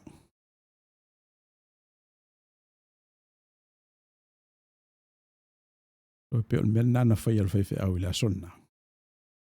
Ua ngula si kau poe lea ele. Mata upsi si maua lunga maa nei alon te penaina. Ia ai pangalea. Le on mea nan sau kau poe. Ia, o whamtala ina le tala nama o mantua ina le tala na, le fesilia tui le epa. E te lea nai mea o loi I. Ia, te popole nei te ua ngula datou. Ia ona whaiti o ina leo leo ona. Ia, a tatou pese lea. Pai o tatou foe. Wha awau leo tatou tanuanga.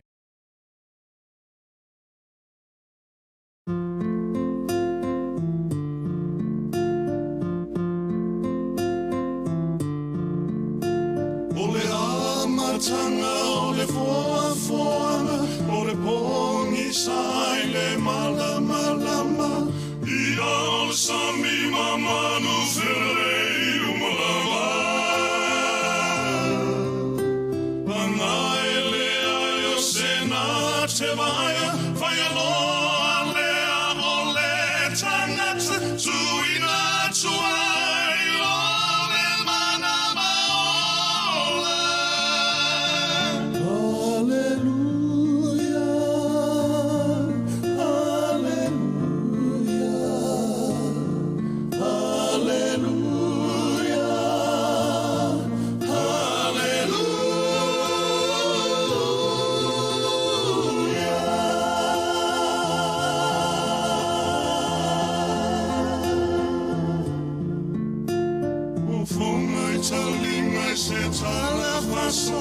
Yesu maena tofia maso Famano e bibili masa waso Ai atu na lima o lato fofanga Tali mai mole a e solangona Bibili tula ima ame lomo inga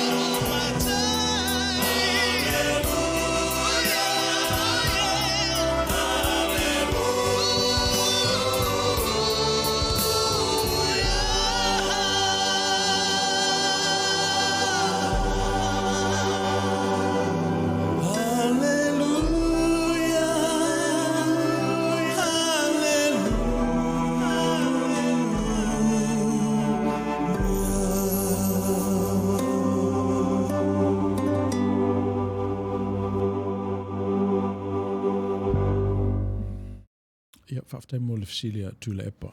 I e pe o le whai te tenga lava o le ne te ua overload tātou. Wafo le tele o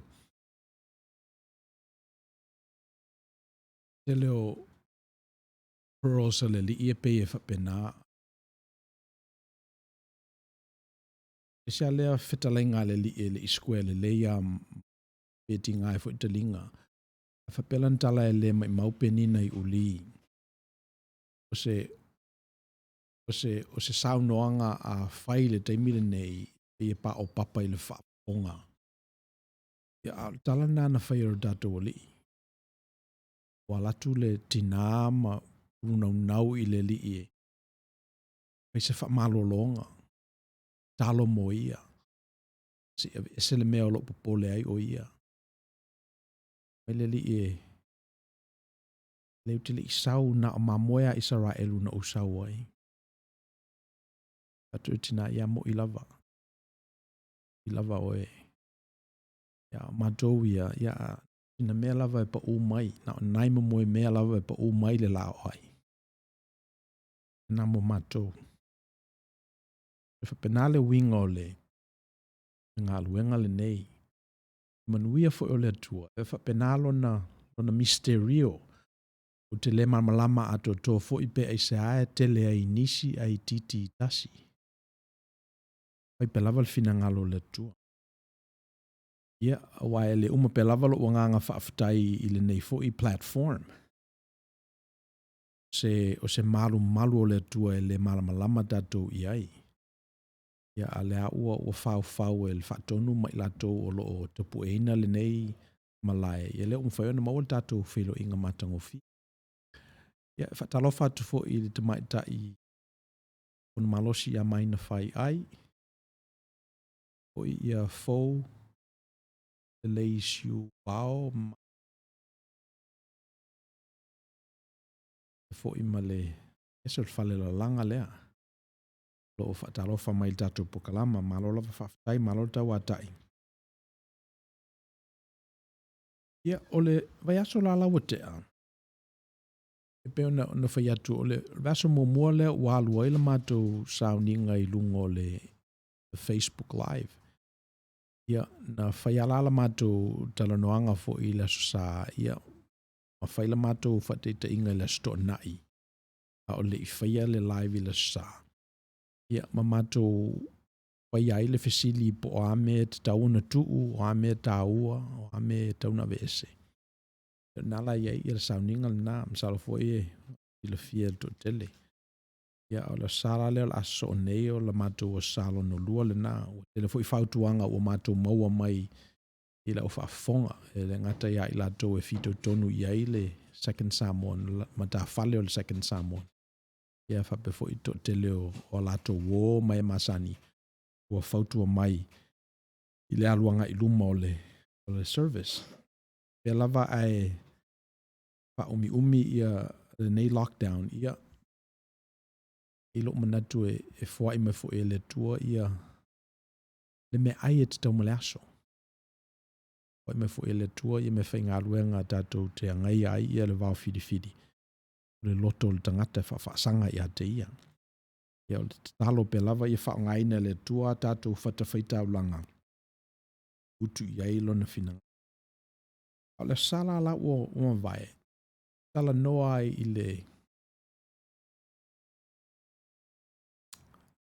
le awhaelele na whanau mai o tau aso. O e peo na whaiatu e iatanga te wā ai e le iloa. O le sila nā whateita inga. O e mo I lato e manatua le tala. O atu Yesu mo na so o mau atu le tangata lea e tau aso talu na whanau mai. Ia o na whesiri la ia o so o Yesu leli ia o I wanga sala. O le tangata e lea o ona matua. Ua I le whanau mai o tau aso. Atu leo li I. E le o tangata lea wanga sala. E le ona matua foi. A walo na tau aso o ia talu o na whanau mai. Ina ia whaalia ngā luenga mana le atua. O le sal na ia na tosi malia la ia le winga fo i ofisili. Wai pe o le sile na the quality of our lives is the quality of our questions. A whapea lava e te leo fia I lo soifua ma leola. E lava leo ato tole manuia o le tua ia te oe. Ia, e lau I te leo lava au fisili. E leo le leia au fisili. O lo o tā whatasi au fisili. A whapea la e whaile fisili. Ese le fisili. Tā whatele le fisili. Ia ona amatala I ona whaasoa ma le manuia le tua ia te oe. E wape le sila mea na tā ua I le sosa pese ia fisidi o lo o I tua o fisili. Ia presuppositions. Ia fisidi o le o toi fisili ngia. Ona ua nofo fale sa tu ia maa le tali. O le sila na fisidi. Na sa si I vai aso o mawai o le al fisidi. E ala ona tā waso le tangata ona uanga sala. That's the presupposition. O le sila na le sila na fisili tu atu le fisidi. E le fisidi la pe uala ona tā waso ona o le angasala. O fisidi o ina angasala. So, a tatou wa aifo I ala I tangata e pese I e maifa pena. E pe e alo tatou presupposition, la tatou assumptions. Yeah. Langa na whaialon tua ale o whape I nai. Ele si upu nai le tuspa ia mai e ai e matua vine moto a mangi ngi ai ni fol whanau. E whapenale winga o le mele o tupu nei. Ina ua whanau mai le nei tau le lea o tā waso.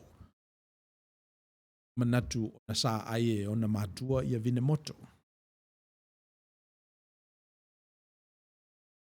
So o ile li ipo aila o tā waso. Tā waso tau le lea po tā waso le tina. So e mwhaifo na apalai le soifua ma le ola o lo iai tātou. Iana ufa mtalaina leo le tala I le teimina o walua I Memphis, Tennessee. Ave la mātou le mata angala na eta o le National Civil Rights Museum. Mwhaifo na Google matanga iai. O le Civil Rights Museum I Memphis. Lo o wha matalaina I le tala o tangata Wuli, African Americans. A mata mai lava I le au maina o I latou I le afe ono se lau se furuiva mai Afelika. Sai mai matu I le vaama mai le Caribbean. Se I o lava le teimina assassin Martin Luther Jr. Na la I le hotel le na. Rain Motel. Na ua suie a veama. So ole au ngala o le malanga na moa o e na tali le fisidi de pe isa fa pe ina I tangata uli. Wai molo wa tupu e foi foto o wi lo lava I tangata uli na o mai nei America no foi Long Beach. Yo na engage e foi ia tangata ia. E mai ese tangata. So o le fisidi la pese I na tali moa o ile mata angana. O le fisidi pe ai se ana pa pe ina I tangata ia. Ia o le tali la e pe o fase lau tau sanga taro na whapolonga ina tua ao. O tama ia. Mafu angana lea lai ona. Ona pe ese ala tau tanga, ese la tau ngana, ese foi o la tau mauli. Ona whapea ai whapolonga o mo le fase lau tau sanga. Ia tele ana iau. Let's say skill sets e watu ele atua e te survive ai. Ata ia te oe. Ia o tangata foi o lo pele ia te oe. So le fisidi lana pesa amata na tali malia molo tangata ngalue. O vai atu ele te le lava sole le, for lack of a better word, le aita lafu. Ale tunu ule nei tangata uli. Mai e malosia, longa, le tutongia. Kama unofu mamawafau, Pena le mea o lo fai foi. Foi le leia la tu tongi. Mai o lo e pe lava le vala au mo i tatou o iei le malosi e mawhai ona sui ai le natulanga. Ia, sui e tatou. A o le isi la mea na o maua mai foi. O le winga leo, o lo te whaia o mwhata i tainga atonu e le mamau e se foi lo tangata ma o whaafonga foi. O le mea na o iloa moa ua uia. O la o pe o la o a mio e whai mo tangata e ese mai nei loa o my othering of others. A whape iaini tangata e o te lo malama lama ato toa iai e iai le winga le na I guess o upo e whai o na tala mannerisms e sa umane afa ese ai ia tangata pe o la mato lupuna fa Samoa sa umane afa ese e whai umai tātou ai pe o le fesili o whai malama lama e tātou o lo avea ea nei winga e pe o ni talatasi ua leva e le i toe susu e ina. Leva e le i toe avea i ese istala. Ia e pe o lo tau mawhai lea vai e whaapula ia le mta upo fo ina tala no ina i le vai aso o mawai i le sa actually. Na ia whaapula ai whaelele le tau o fesili i tu atu le fesili. Ia ona na whai ula ia o le mato mata upu i le lui o tangata na ia fesili so anga fesili te na look for presuppositions vai fesili nei tu atu fesili ia ona whaalongo lola ia ma longo po feo lo angi el matangi angi el savidi so o le application mo tatou nei fo i vai tau ia pe na watu ia nisi data mai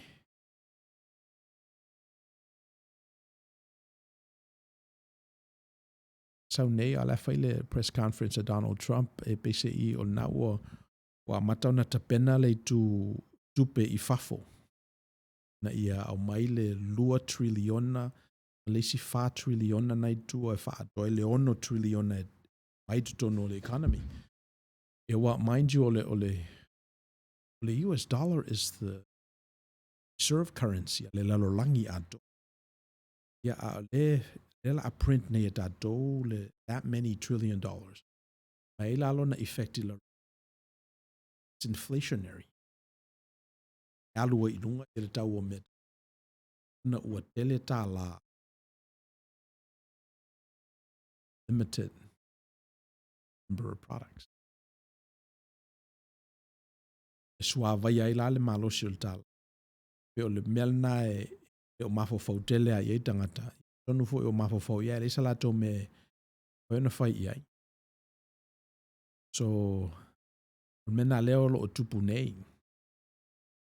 So, o le fesidi la, e te tau ona fesidi e tatou.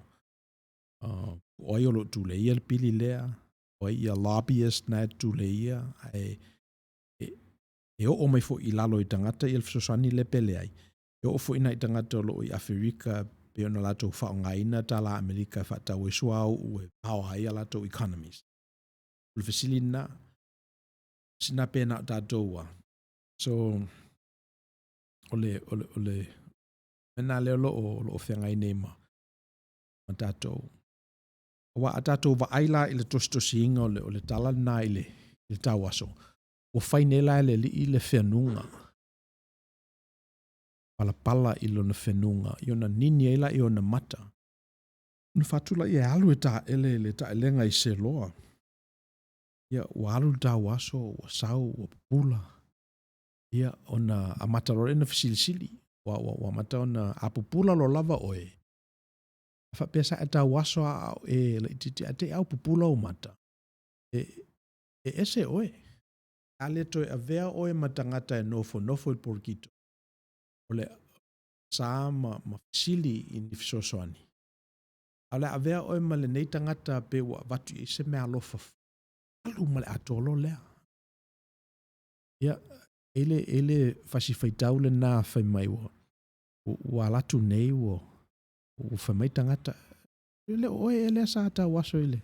I porkito. Ia, fai mai le ioe. Oe ne famaro Yesu famaro ina. So your life is totally transformed if you went from this place of darkness to a place that's totally lit up, that's totally in the know. Why melana tauna tatou iloa e iei tangata e leo te tele e le ina latou me whaia, e le ina latou tala e whaia. E whi tangata e leo laiti, e le lava latou tala o loo whai. E pio melana e whimana mia e tatou ia e fifile mo e pe olu. Ia ta mai e pe o mata. Le o va ai atu o fasino mai ai ti ia le. E sidi le mai ase lau. O le la au e loa ai le lei maleanga a ina ua leo stai a tamu ma eva. O iai lo la ua fasalanga. Tasi lava le lei maleanga o sa o tonga o tu ina mai tangata. Filinga sa o loto e fai ai le lei maleanga.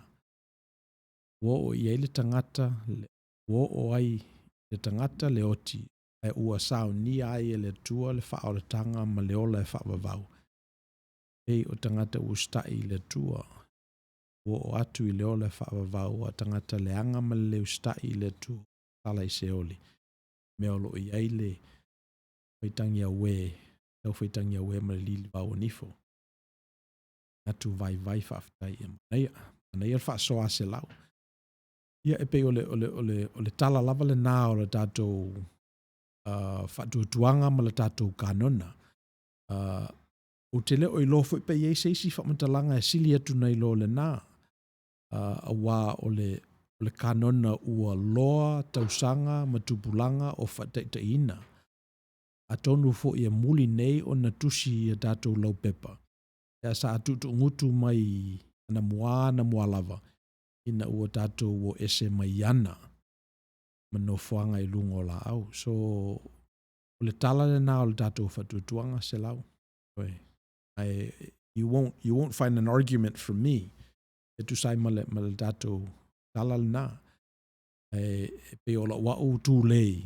O la wau toe tosi. O la wau tala lasi i le tala o le whatuatuanga o tele in whangongo tangi au. O le halisi level le ave e tātou. Le afo i le application i le soifua ma le ola o le tangata. Ia me se foi whawhita auri o lo tutupu i le nei foi vai tau. So e pei o le melna. So e wafe mai o le tua ia e lofa i le tangata e whapau. A tātou sta i le tua. Tau sia leo i tātou. A whasala e le tua. So i se oli pe a tātou le stai. Io e whapenale le winga o le reality le e tātou. I would like to push it further. Say those laws are infrastructurally set. La fono leo te whaiso o pe lava o le. Tu la fono le taimi ma le no foanga. O tu la fono na e le ma whailava e seisi o na o ia. E o noa ma le tutongi ina o se sala. E pe o tu la fono mo mausalina. A whapela tātou te le usita ia tu la fono na. Ia o na sala leo tātou. Ia sala leo tātou. Ia mai te le awhasalanga. E le tau alu fo i se oli e te langona ai lo whaasalaina. Mawhai ana e langona lo whaasalaina. Ia ala te nofo i lo whale. O e whapenale wingo o manatu ia. Ia whanau anoa o lo whamtalaina mai aitu a inga tangata o le langi lanu manangana. Ia o le tala le a fau. Le lei suao Myers. Ia mana ia wafo i o whanau anoa o semu hamo mai a feta. Yo ya. Si i toi va ai tala na fo toi va ai tala na langa leo te I ite atu I lau ola sanga e peise I o lapela pe le manatu e nasa tatou soifua ma ola uma mai ia le al manatu o semu na ola mai e tangata papae o hamo na ola mai e tangata uli ia feta na ola mai e tangata ena ina ua o nala ia noa I le tasi aso ia o na ula le ia I o hamo na tupunga mai tangata uli ia on mafuanga na nai ala ina wha malai ina tangata na ia ai ufi e semu mai a feta le te le noa olo lata ma on mafuanga le na o loo manuia ai o tatu I tu ainga wo fam tala ina tala na ina ia make sure tala na le te tawana ona whaasa o ina langa ele o iaini I langi soifua mau sali o fo ila vel tuspa ia o loo whapeina ona whai a o interpret whapena tangata ina I tau mawhai lava e tau ia tangata uli ia leto innocent a wā ua iloa leanga o leolanga io Luisa wha mausili io e pe o lisile na let's say o lisile na mea na tupu ina ua ai o tatou mātua a tamu ma eva ia le la au tatou iloa le esenga o le lei ma leanga tatou iloa le esenga o le lei ma leanga o le o toe naive tatou o le o toe innocent tatou in fact o le alava le mea whai o e te langona I o tino e tonu e whai o whai ase me le lei e te sila fia lava le lei o le mea lai whai e pe ua ia I tatou le self-consciousness o afuanga na lai ona ite mai loa e atamu ma eva ua le lava lava e sa whewa ite le noa lava I le whato anga I le amatanga e ina ua self-conscious la ua ina ua I loa I la ua le se senga o le lei maleanga ia ina ana amataina leto e ia sava vali whatasi ma le tua iu le tua su atamu le tai aulna ia a whamai atamu o whaalongo I lo leo ona o fefe ai lea o wā o le lava lava so o le to yeise innocence so e tau whalantu leile mele na isa o le nofo nofoa I le talatasi le na e tau na fesili tatou okay o le ala le isi la asanga manuia mo le tangata a whaila o le mawhai e tatou na toi sava vali whatasi ma le tua o le ala le isi la asanga tatou ia pe mele na sao no mai ese lau na sao niele le tua o lo natali Yesu Keriso e ngaosi le lenga I le vao le tua ma le tangata mafuanga na leo na tapua I tatou I kalesia e ala atu ia Yesu Keriso e tatou talo sanga tatou te leo sao I le tua ese a leanga leo tatou I lo I ele pava e loto I le vao le tangata ma le tua a tatou te ui atu I lo nalo Yesu Keriso o lo na toto e mangalo e tatou ia au Yesu ala ele isi he doesn't have any condemnation le fasalaina e tatou o le alava I fea le tele o tatou meleanga ia e fautua lava o ia mo I tatou e tu sai malona pale whengai malona tama mana ia tatou fisili o le mena le mana ia le platform lea ia ona le tau aso le whamatala pea tau whamatala I tau pe o le sila le nā mea na tupu I le pito I tua o ane nei la ia wharseo matangata fu I ata mamai le auta iuta ia o ofisili I mātua o le tau aso lea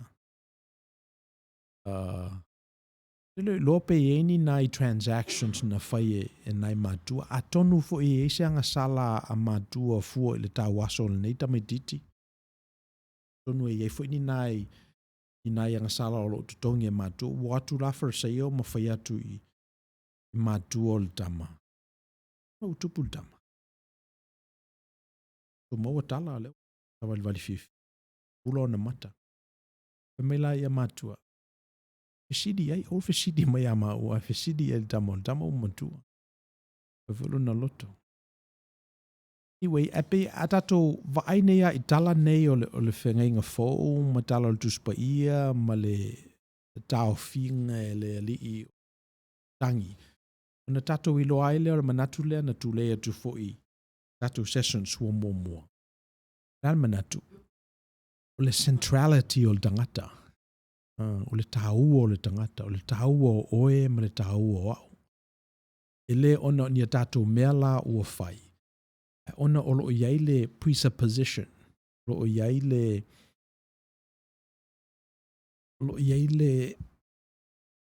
tosi lea ia le pa i o le atua i o tato tangata laiti.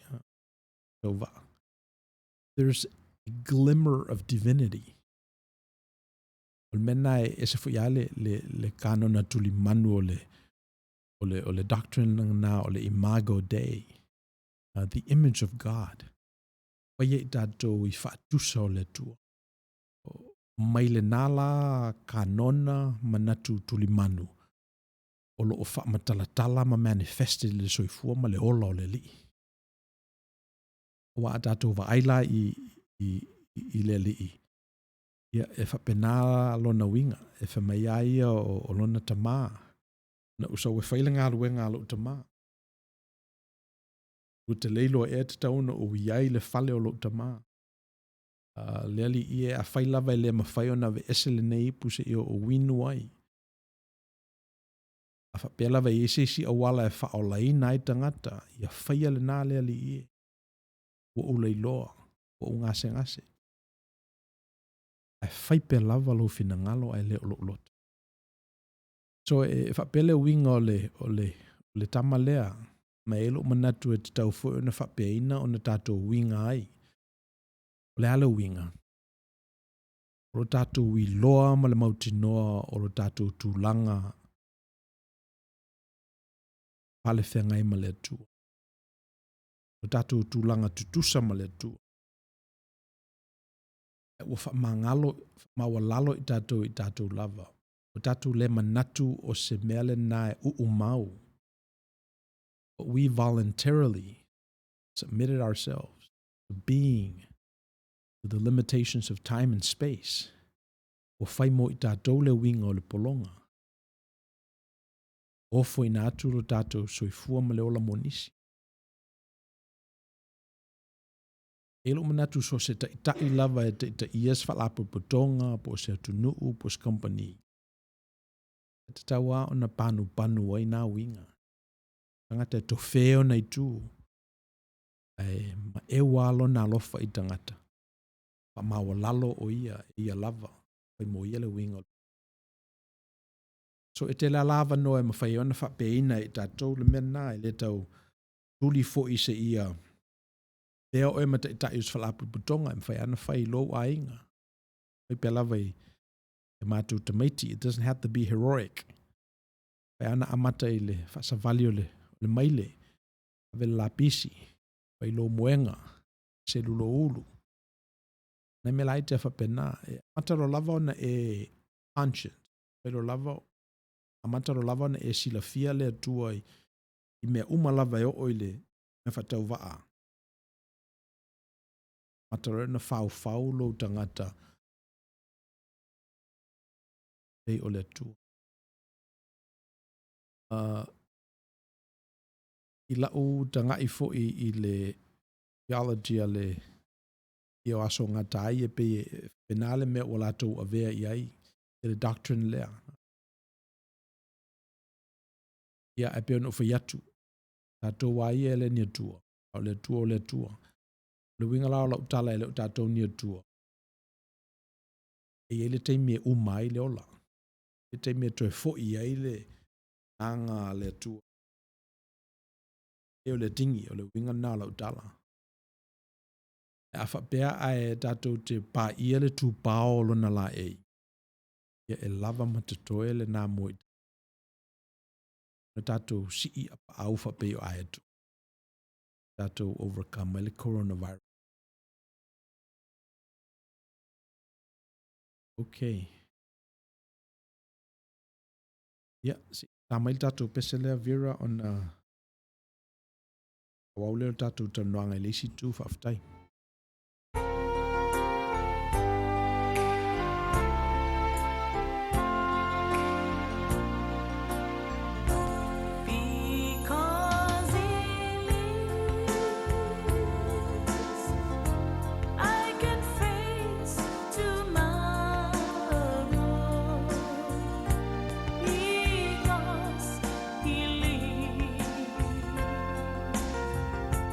Or feel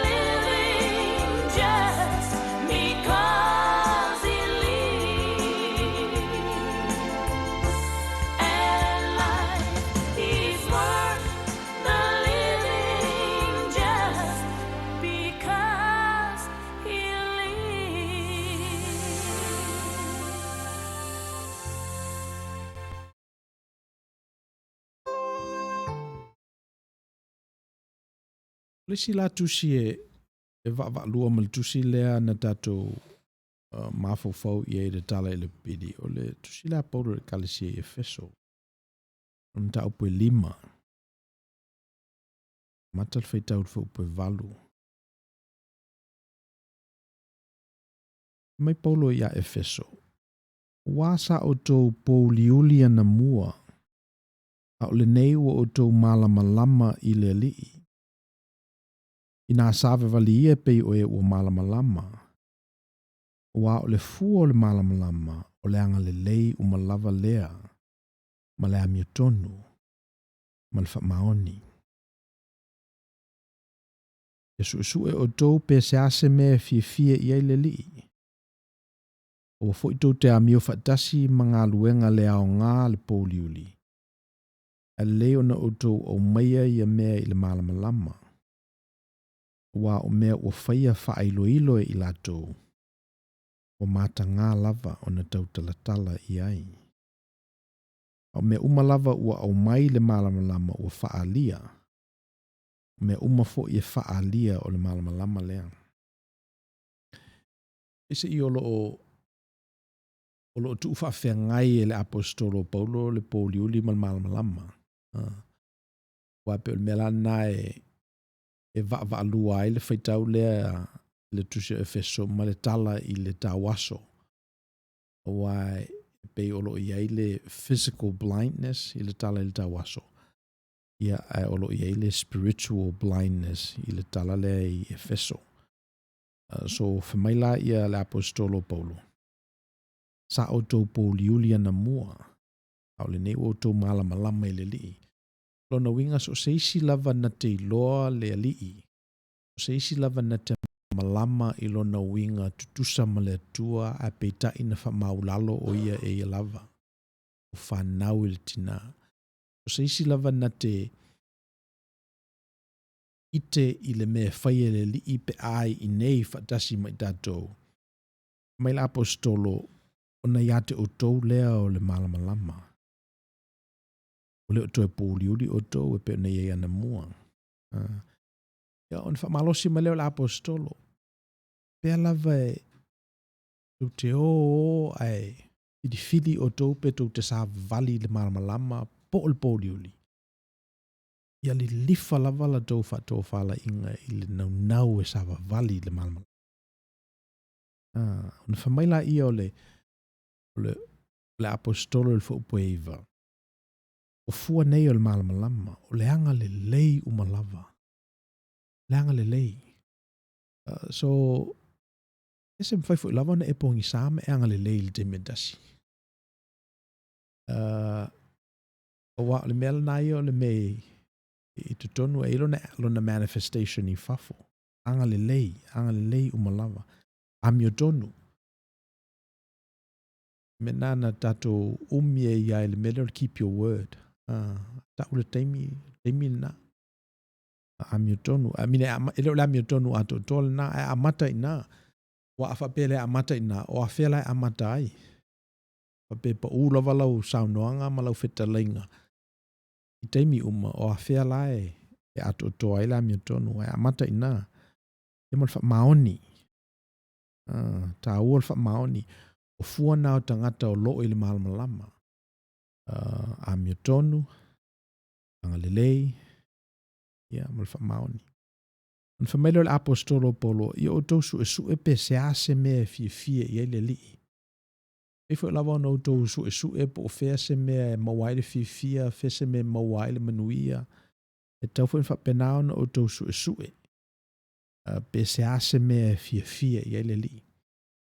So e fa pe fe la ona su e o e pe se ase mea e fie ia le li. Well, e tau tato i lo le li. E tau tu spa ia. Fesidisili tangata o le li. Fesidisili i tangata o lo o anga le lei. Fesidisili i tangata amiotonu ma fa maoni. Na matala ion tato malamalama. O pusfutasi o fo ito te amio fatasi mga luenga le au ngā al pouliuli. Ia, te le na fa alava. Outou te amiu whatasi mga luenga leo ngā alpo liuli. Leo no tau au mai ia me le malamalama. Tau lava le malamalama. Tau le malamalama.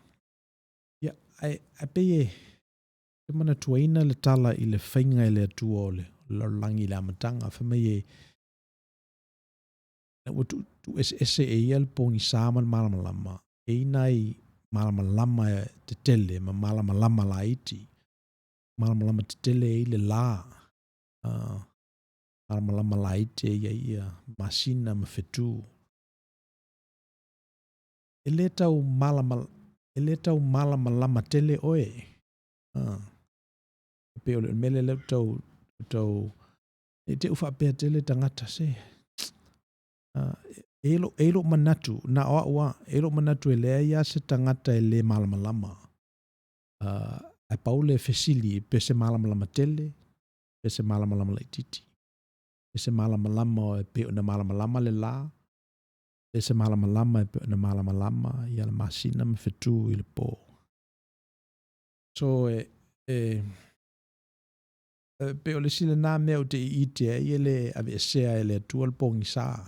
Esea leanga e le pupula tele ai ia malamalama la iti ia.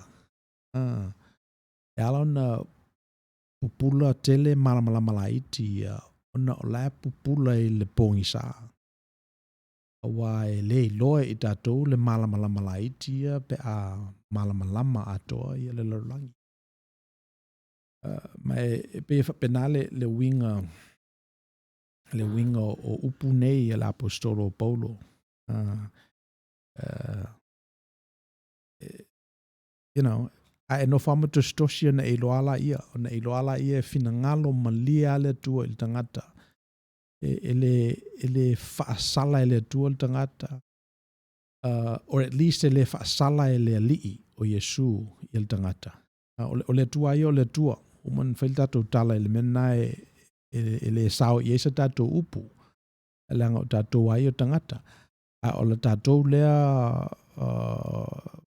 umomo o tātou malelii, o tātou makeriso, o tātou maleulumatua o e uoti, o le tātou maletau le lea iutaia, the historical Jesus, le tama e peia o e mau.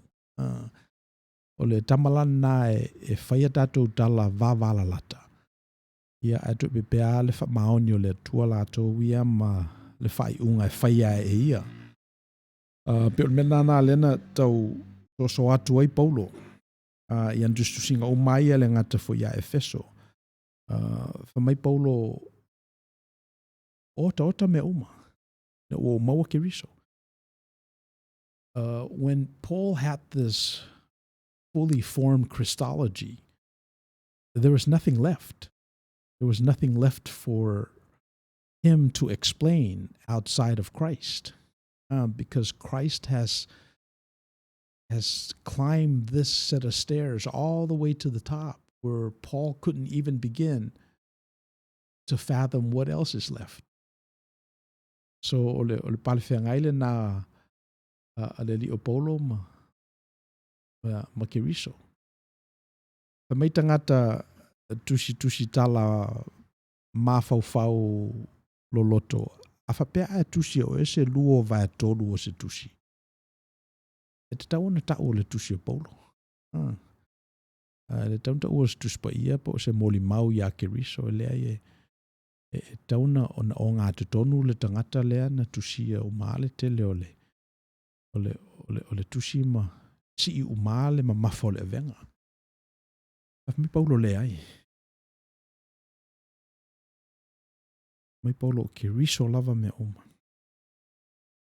Anyway, e pei o lana so atu lea i le pulaina o le malamalama malpo liuli. Mai o se ao onga sidi lea mo i tātou. O lea lea o onga. E tātou te ilolo lava keriso. Tātou te itero lava ia keriso. Tātou te suelo lava ia keriso. Ia ona avero lewa tātou mutangata malamalama. E mwhaila ona le malamalama te tele. Pena malamalama lai. Tulu pongisa. Ia. mai se lau ina ua saunia le atua le whaolatanga e ala I lona alo o Iesu. Sa whapongi sa ina mata o le au tusi upu ma le au farseio. Ina ia aua ne talitonu o Iesu o le alo o le atua.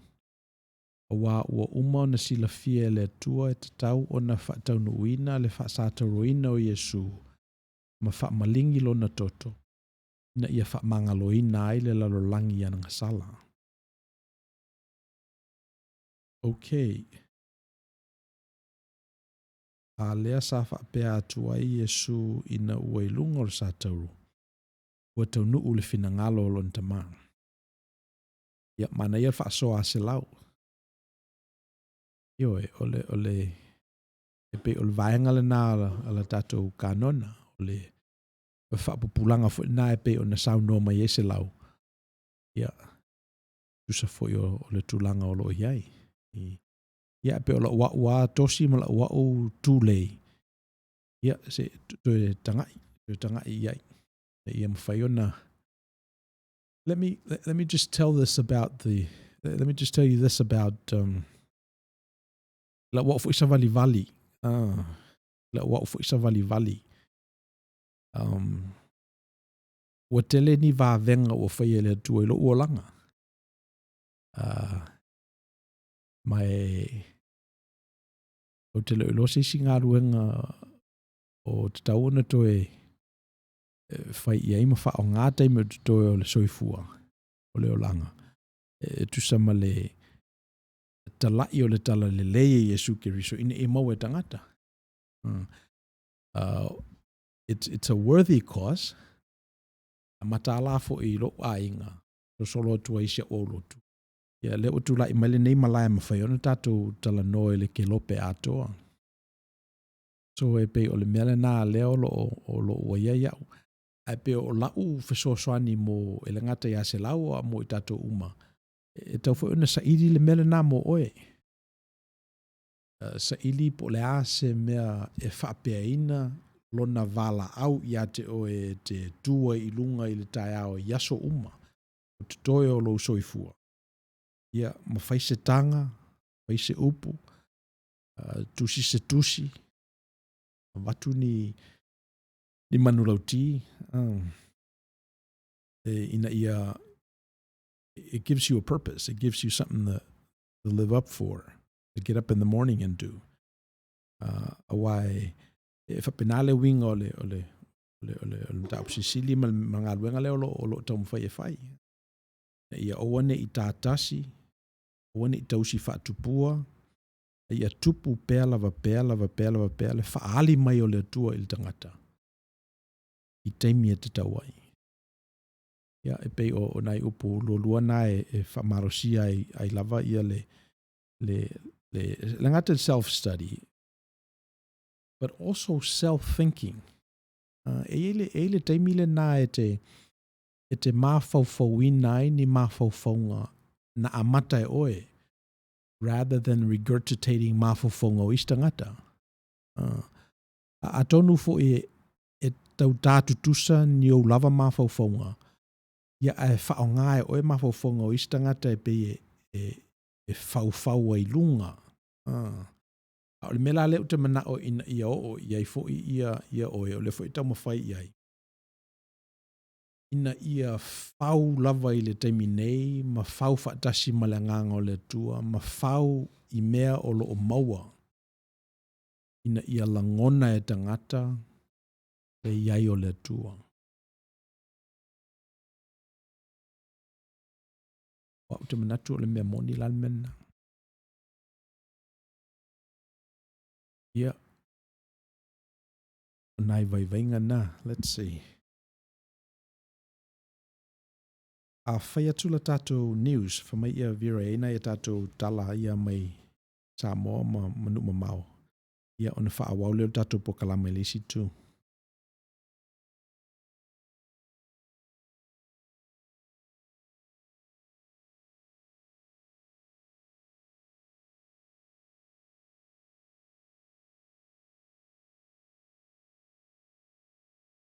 Patalo fatu le suafa manu malo o lo tatu wali Le fo i mo le ne no tatou toi felo iai fa felo ia tu ia man malu i lo fa fonga anga si tatou atu no Samoa o mai fa se la launga ale tatou le tio o le si ufonga o le tai fo ia alo mai o le nisi fo le nei o fa poponga o tatou tala mai Samoa e tu mu atu tatou tala e o mai lava i le temi nei o tu fa si o tatou tala fo o lo fa si le pe ko masino leo le fionga fo ia va ili i ken kail e o mai lava i le so o lo foi pe nga luenga leo ili sa ili leo pango tai to fa leo lo so la pea la peta ia le matanga luenga leo le mamalu le tunu e fa nga mai le telefoni o le iva tasi po le lua ile office leo o la tane o lo fa tu ina pe le fa tenga ona la peta ia le pa ia man mamalu le tatu wa tunu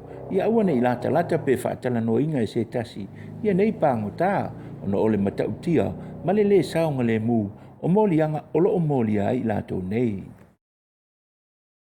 oni jo tala le au uli ona le lana tau nua i fanua le va lele o le e Pasifika mai le malo fiti e silia male se lau mo na tupu o tatu tangata Samoa na malanga mai ai Papea e foi la manisi o tamaiti a onga na toe te tala mai ai fe malanga inga i le vā o atu motu e lua i se malienga lea wha vāo malo e awina mai ai o tātou tangata. Ai whape foi o na malanga e se atu ai nisi o tangata fiti o lo i Samoa nei e fie toe foi i lo lātou atu nu o fiti whaatasi e manisi o pāsese e fie malanga i fiti. Na ona tūlau ele lavao le vaa lele ta laifa i toa a nga isa o lava le pasese i to tonu o pasi ia ma nga isa o tuloa i no fuanga ua tā pena ele soifua malolo ina e tau fia i lato uma lava le pasese mo le se fulu faaso. Ele ai mase isi o le nei pasese na mawhai o na feilo i atu i o lato a inga o whaasala la wina mai foi ele tai o le atunu u. O le se fulu lua i le po le vailuanga na nei o le ata punia i loa, le toe tūlau ele mai, oni wa alele i faleolo i Samoa nei, ua mafua le nei tapu, ona ua sau no foi le pāle mia o New Zealand, o le se fulu lua foi le po ana nei, o le ata punia ai malai wa alele, i au ki lani i New Zealand, o lono winga, ua tāpunia foi, ma le tātou malai wa alele. A whaila o iei ni se fia malanga mai, i au ki lani i Samoa nei, po o Samoa foi i au ki lani, ua tāpunia, lea la waa ma o lono winga o le a e ono saipea i to tonu o New Zealand po o Samoa mo sesi whaasilisilanga i le lumanai. O isi la sanga ua whaapopo nei i le tapu a Samoa i whaasilisilanga o whaalawe tutupu whaafua sei po le state of emergency e le ngata o le tāpunia tu mawai lea o le tātou malai wa lele whaavao malo i whaleolo i le po le vailuanga na nei mo fe malanga inga ai whaape foi ona tapu ai mai tu la e te tala i supermarket i umalava i to tono le atunu e te tala i le tu la e ono i le tae au ai tapunia i le wha i le fiafi o wha amaunia mai le tapunia i foi o fe malanga inga o le vao le company vao Samoa i le vao mo tu lua o sa vai ma o polu se i vanga na lava se malanga wha le malo o le afela ua ia i uta mana o mia mo le whale mai tu a sivi o le nei wha silanga na wha manuina i le so i le malanga muli lava le vaa mo motu e lua. O nei fufuanga uma lava le tātou malo o le tau tā fiofia lea o le feo ai ma le whemalanga i o le mamalu o le tunu ai mai se lava o le tumu i whapotopotonga i to o tele ai ia tangata. E le lava le puipuia, nai lo le toi tonga fitia, ia po le tangi fu o vi, wai le vao ange li. A o tamu whai o tātou talafou i le neiva veao, e tu whatasi o tātou talamole au ina atu, i le whaafonga anga le tātou atunu. A o se talafia le neiva fuasei, ua taunu mai, i le mauai leo pāngo tā, le ia sa i lia pēa leo, le to o wha le a whaafita uli, o loo sola i tua ma le whale puipui. E tu sai mali poti o le susunga il whaafengainga o le ekalesia katoliko i whale se la uta na susulu iai le nei a walii o na ua fia a ai. O na tāpenga i loa lea e le susunga il whaafengainga lo lātou tau mawhatanga ai vili e le whale tua Ia lo fisa leo e tau nua tu lava la leo o fai pele tau mafitanga a nei pango tae to fa o le la ua maua umamai ai ma ua ato ai foi le tolu sifuru ono pango ta la iana sola ese i le po o le aso ngafua. O se tala fia foi la le nei i le paia man mamalu o siu tātou o tunu i Samoa nei i le aulia ai o le vaveao le nei o le aso tofi i Samoa nei ai o le aulia ai o le aso lulu lea i to tonu o California e Amerika o toi mau pango ta e toa wha. O le toi wha wawaila o tātou tala ua wha popo nei nisi o nofuanga mo le tau fia ai o pasese whai malanga mai i to tonu o le malaiva lele wha vao malo i whaleolo. E se mai ai la i le whale mai o lo whaafsanga i male malaiva lele ona o le whaatupula ia lavo i lantou o lo tau fia o le se fulu wha aso e quarantine ai ona whato ama whailea ona wheloa i atu i o latou a inga. Ua whaonga ai nei la le whale a onga o le kolisi maa walunga o a ana numela tasi. O le e kale sia Yesu Keriso o le aupa ia o aso e ngatai i whailu loi i muli whanua ma le nofuanga o le e kale sia katoliko o le centuries i le au waa o mafua le nei fufuanga ale matanga aluenga o le soifua malolo ina ona o le to tele o pasese e tau no mai whaleolo e le tau sia ia inga matutuunga wa maea o na whaatatitia e le matanga aluenga mo le soifua malolo ina ma le saunga le mu o le mamalu lau tele o le atunu e whe malangai. Ka pēa e fo e manisi o loo masalomia lava e fo mai o loo ngā lulu e whaleolo o loo a afia i a unga o le wha mai o le coronavirus. O nisi o tātou tala u wha maunia mai nei le pulisili o le whaalapotu patonga waa i Samoa nei le Samoa Shipping Services le fionga lautimu ia a fōa wele se wa ai o loo ngā lulu e whaatasi nei company waa i atunu i fafo o loo ngā lulu e whaasaila i alo le atunu i tutonu o atunu i e fafo i le tutongia lea o nofuanga o loo poloka ai o tātou saila. Ona o le tau fi ai leo whemalanga inga i tele o atunu i fafo. Whapea e fwoi ona tutongi e le whaalapu tutonga o waa i Samoa nei le poloka ai ma le tau fi ai o nisi o tātou saila i tutonu o New Zealand o loo tau fi ai fwoi ona o tū lafono lava i le wha mai o le coronavirus. Pali e lautimu ia o loo so taipea ma company waa o loo ngā lulu e nei saila ina ia mauti noa o loo saunga le mu o tātou tangata ai mai se lava i lātou o loo tau fi pe i tutonu atu no o le atu Europa.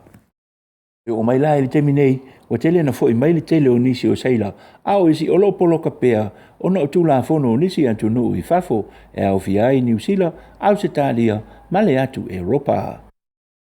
Ia male whai ungo o tātou tala, i lawa na tau mawhaisi o tātou atu nuu i le nei vai tau, a wā lava a wala uma mō pui puinga, o le wha mai o le coronavirus, ia a o le fo i o tūla i mai, le so sola ai o pango tā, i le nei fo i lava vai tau, ia ui lavana tu tupu mai nei whaafita uli isi o tātou atunu. Ai vi ia pēr le alofa maleanga le lei, o le tātou tapa au sili le langi, le lava o lo whaasoa mai, i le soifua maleola isi o tātou atunu. Whaafitai ei foi, o le ua toi maua umai, ia nei a li i pāngo tā, le alo lofa. O lo o tau mawhaisi o tātou atunu, i pui puinga, o le wha mai sā wā, ia le male matautia o le coronavirus, ia le foi wo so sola ia li pango tala to ia o lava nei fa iti ai lo tatou tatalo pea i le nganga o lo tatou tamasili le langi le ia fa tasi mai pea i taofia ma te atu le o mai o le nei fa mai oti e to tonu o si o tatou atu no Manuia te le lava lau tapo inga Samoa o le fa i o te fo i mo tatou tala fa soi fo ia ma ia Manuia. Ia o tātou tala mai le tunu una. Ai lau whainga ruenga fo i olo o alulue i le tu whatasingo tala e wala wale whaf tātou. Ia a whape ese manatu muli muli wai tātou pe o le manatu lea e watu le sau mai le ati malala e ngoi Stockdale. Melantala. You must never confuse faith that you will prevail in the end which you can never afford to lose. With the discipline to confront the most brutal facts of your current reality, whatever they might be. You must never confuse faith that you will prevail in the end with the discipline to confront the most brutal facts of your current reality, whatever they might be. Stockdale le Atimalala le Navy, Apa'u le Va'ale le Vietnam. Yo na avele whatangata tau a fitu ma le afa tau sanga o i matangata. Prisoner of war. Yeah, in ua interview laia Jim Collins. Patula Jim Collins. Yon e survive I na. Elalantala lea. Ele I tu ta sia e au le whatuatua. Lue. Sa o manino lava I le tatawana I ai o le whatu. E sa ma oti fo I a te au le tāua. Discipline that confront the most brutal fact. E o le sina mea e tele ina lapele pea I tatou. Confuse I tatou le whatutua. Utole mea tau na whai whaleanganga. Ma le ngalue. Utole mea tau na whai whale tino. Awhapela tele tatou ia whatutua e le se ngalue. Ia ona whale tonu leo tatou. Pefo e tele tatou ia ngalue e le se whatutua. Este me to mana tu e me fisili pe ia I ese au ngā lo ngā luenga le whai fina ngalo le tua. Ia e whapena fui la ona mamasangia. A te tau na o whatasi mei e lua. Ata na e whatutua e o mai tangata e whasawina oe. A te tau fui na whaisau ngā luenga e ailo whatu. Ia na fisili la ia po ai tangata, fisili Jim Collins po ai tangata na mali liu I tutono le whalpui. E whamai e Stockdale o The Optimist. Tangata ia e whamai e everything is good. Tangata na e pese I na safa I la tau mai le. Mai whalpui na salanga na o I Vietnam. Ona safa mai latou okay masalo kirisimasi e whasawina I tatou e te ua whai kirisimasi e se latou e mai ia atonu o le New Year whai for le New Year e le isa wale wa whaola atonu o le eseta e whasawina I tatou ia te ua o le eseta ia o le o atun tangata itu mal afa tausanga o nofo e le nei ati malala le Navy tonu o Whalpui Vietnam o fisilingia pe ai se ana o lai o ia e tama ia isi. E o lantala na. E le tu fatasia e ia lona fatutua. Ma lona ngalue. O lona winga e le I nao na fatutua. E le si incident na fa me wa watu nei e Vietnam ia lato prisoner of war. O e le TV e fa mata I e tangata I le lei o le tausinga o pangota. Ia e nofo I Stockdale ma pilo na lima lo na isu ina ia o waine a vea o ia ma political puppet le malo Vietnam. O ngai na o ia paali mai le langi o le leito singo o tangata pangota. Yeah, that requires a lot of discipline. O lo mawhai ona tipiro lima ma sa alo toto. Ia o se mea le o tangata uma. Whai ona lato whaia. Wala ona whaia le nei. E te tai fo i Stockdale. Ona sa manino ia te ia. Tutua e o mai tangata e la vea I lato. Sa ili Amerika se a wala e whasawina I lato. Ia ele avesea fo ilana tanga I malana tilo. Ile ngā luenga te tauna whai. A oi tutonu ole. Ole whalpui. Atu mai lai la tātou context o lo I nei ma le siama, ma le whamai, ma le coronavirus leo lo o pepesi e nei le langi.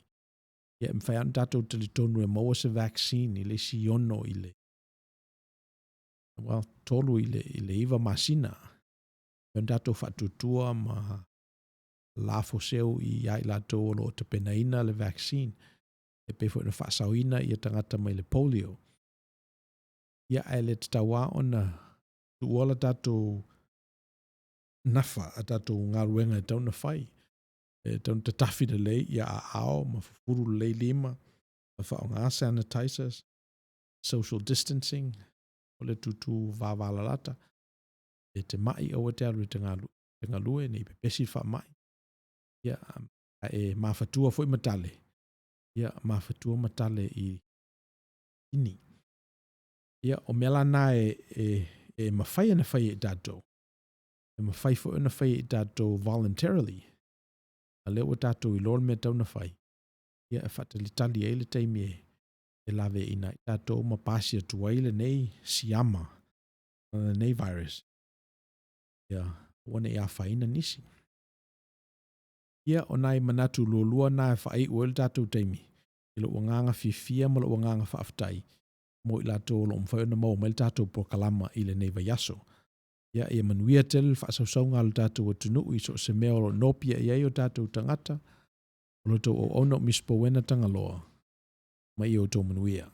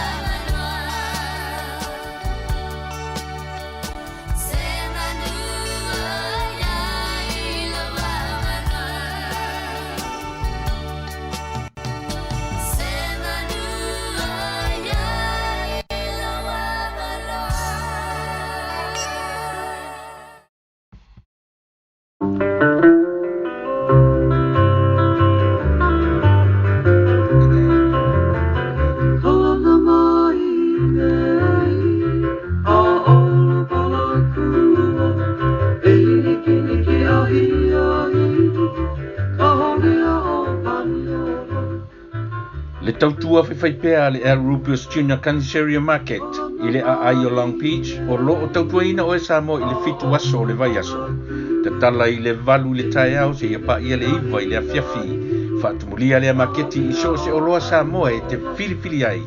Maua tangatalo Samoa, talo fiti, pusa fai, pusa mamoe, pata mai New Zealand, Tagaloa au pusa turkey tail po muri pipi maua le tau sami vela mo tātou Samoa mai le aso wharaile se i pa ia le aso sa.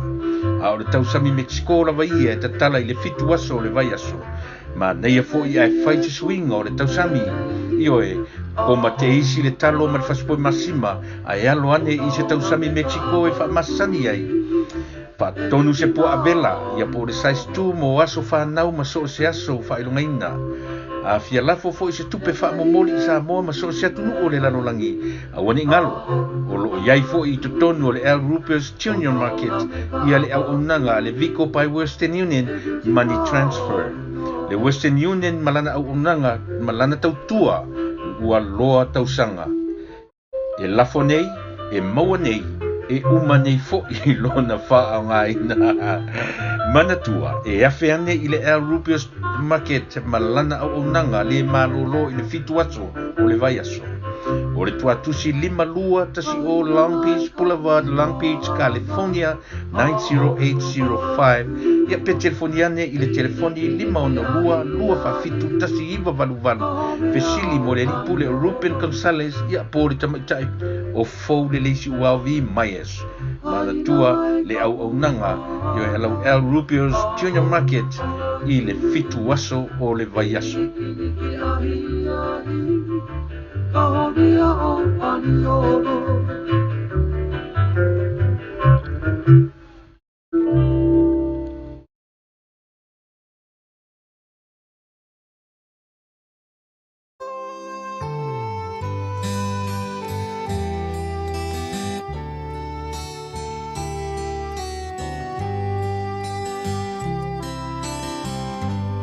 It's my desire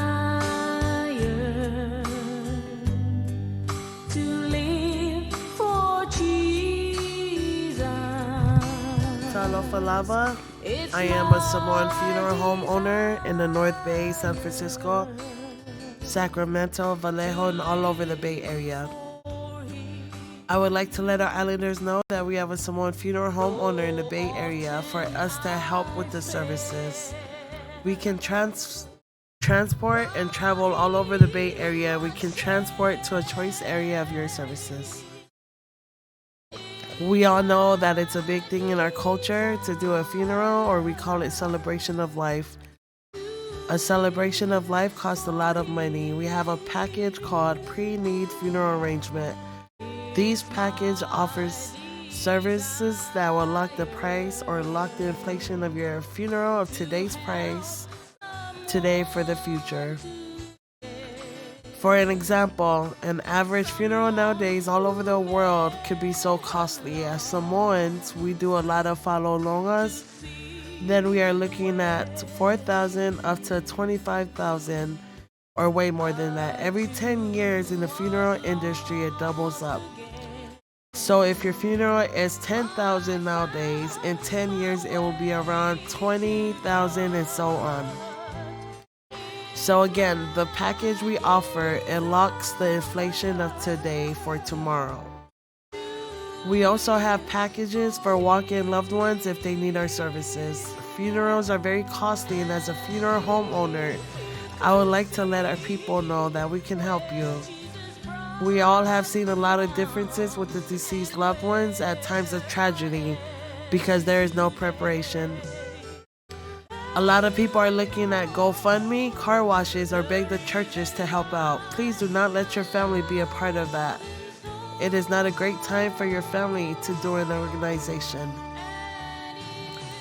Please call us and we can help you.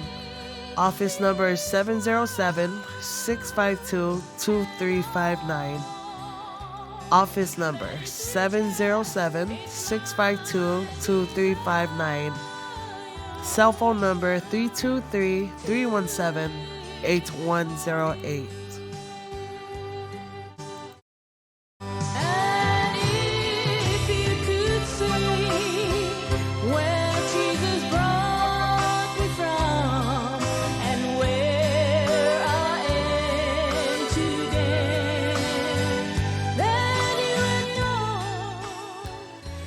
ESN's production specializing in sound reinforcement, sound system rental, backline rental, also provide DJ services.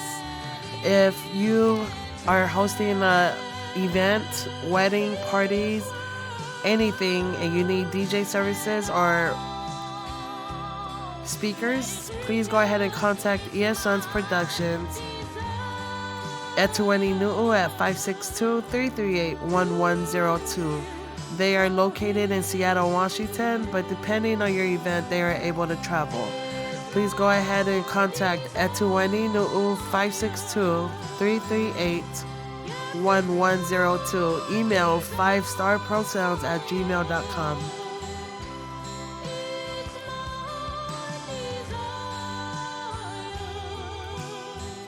Thank you, everyone. Have a blessed night.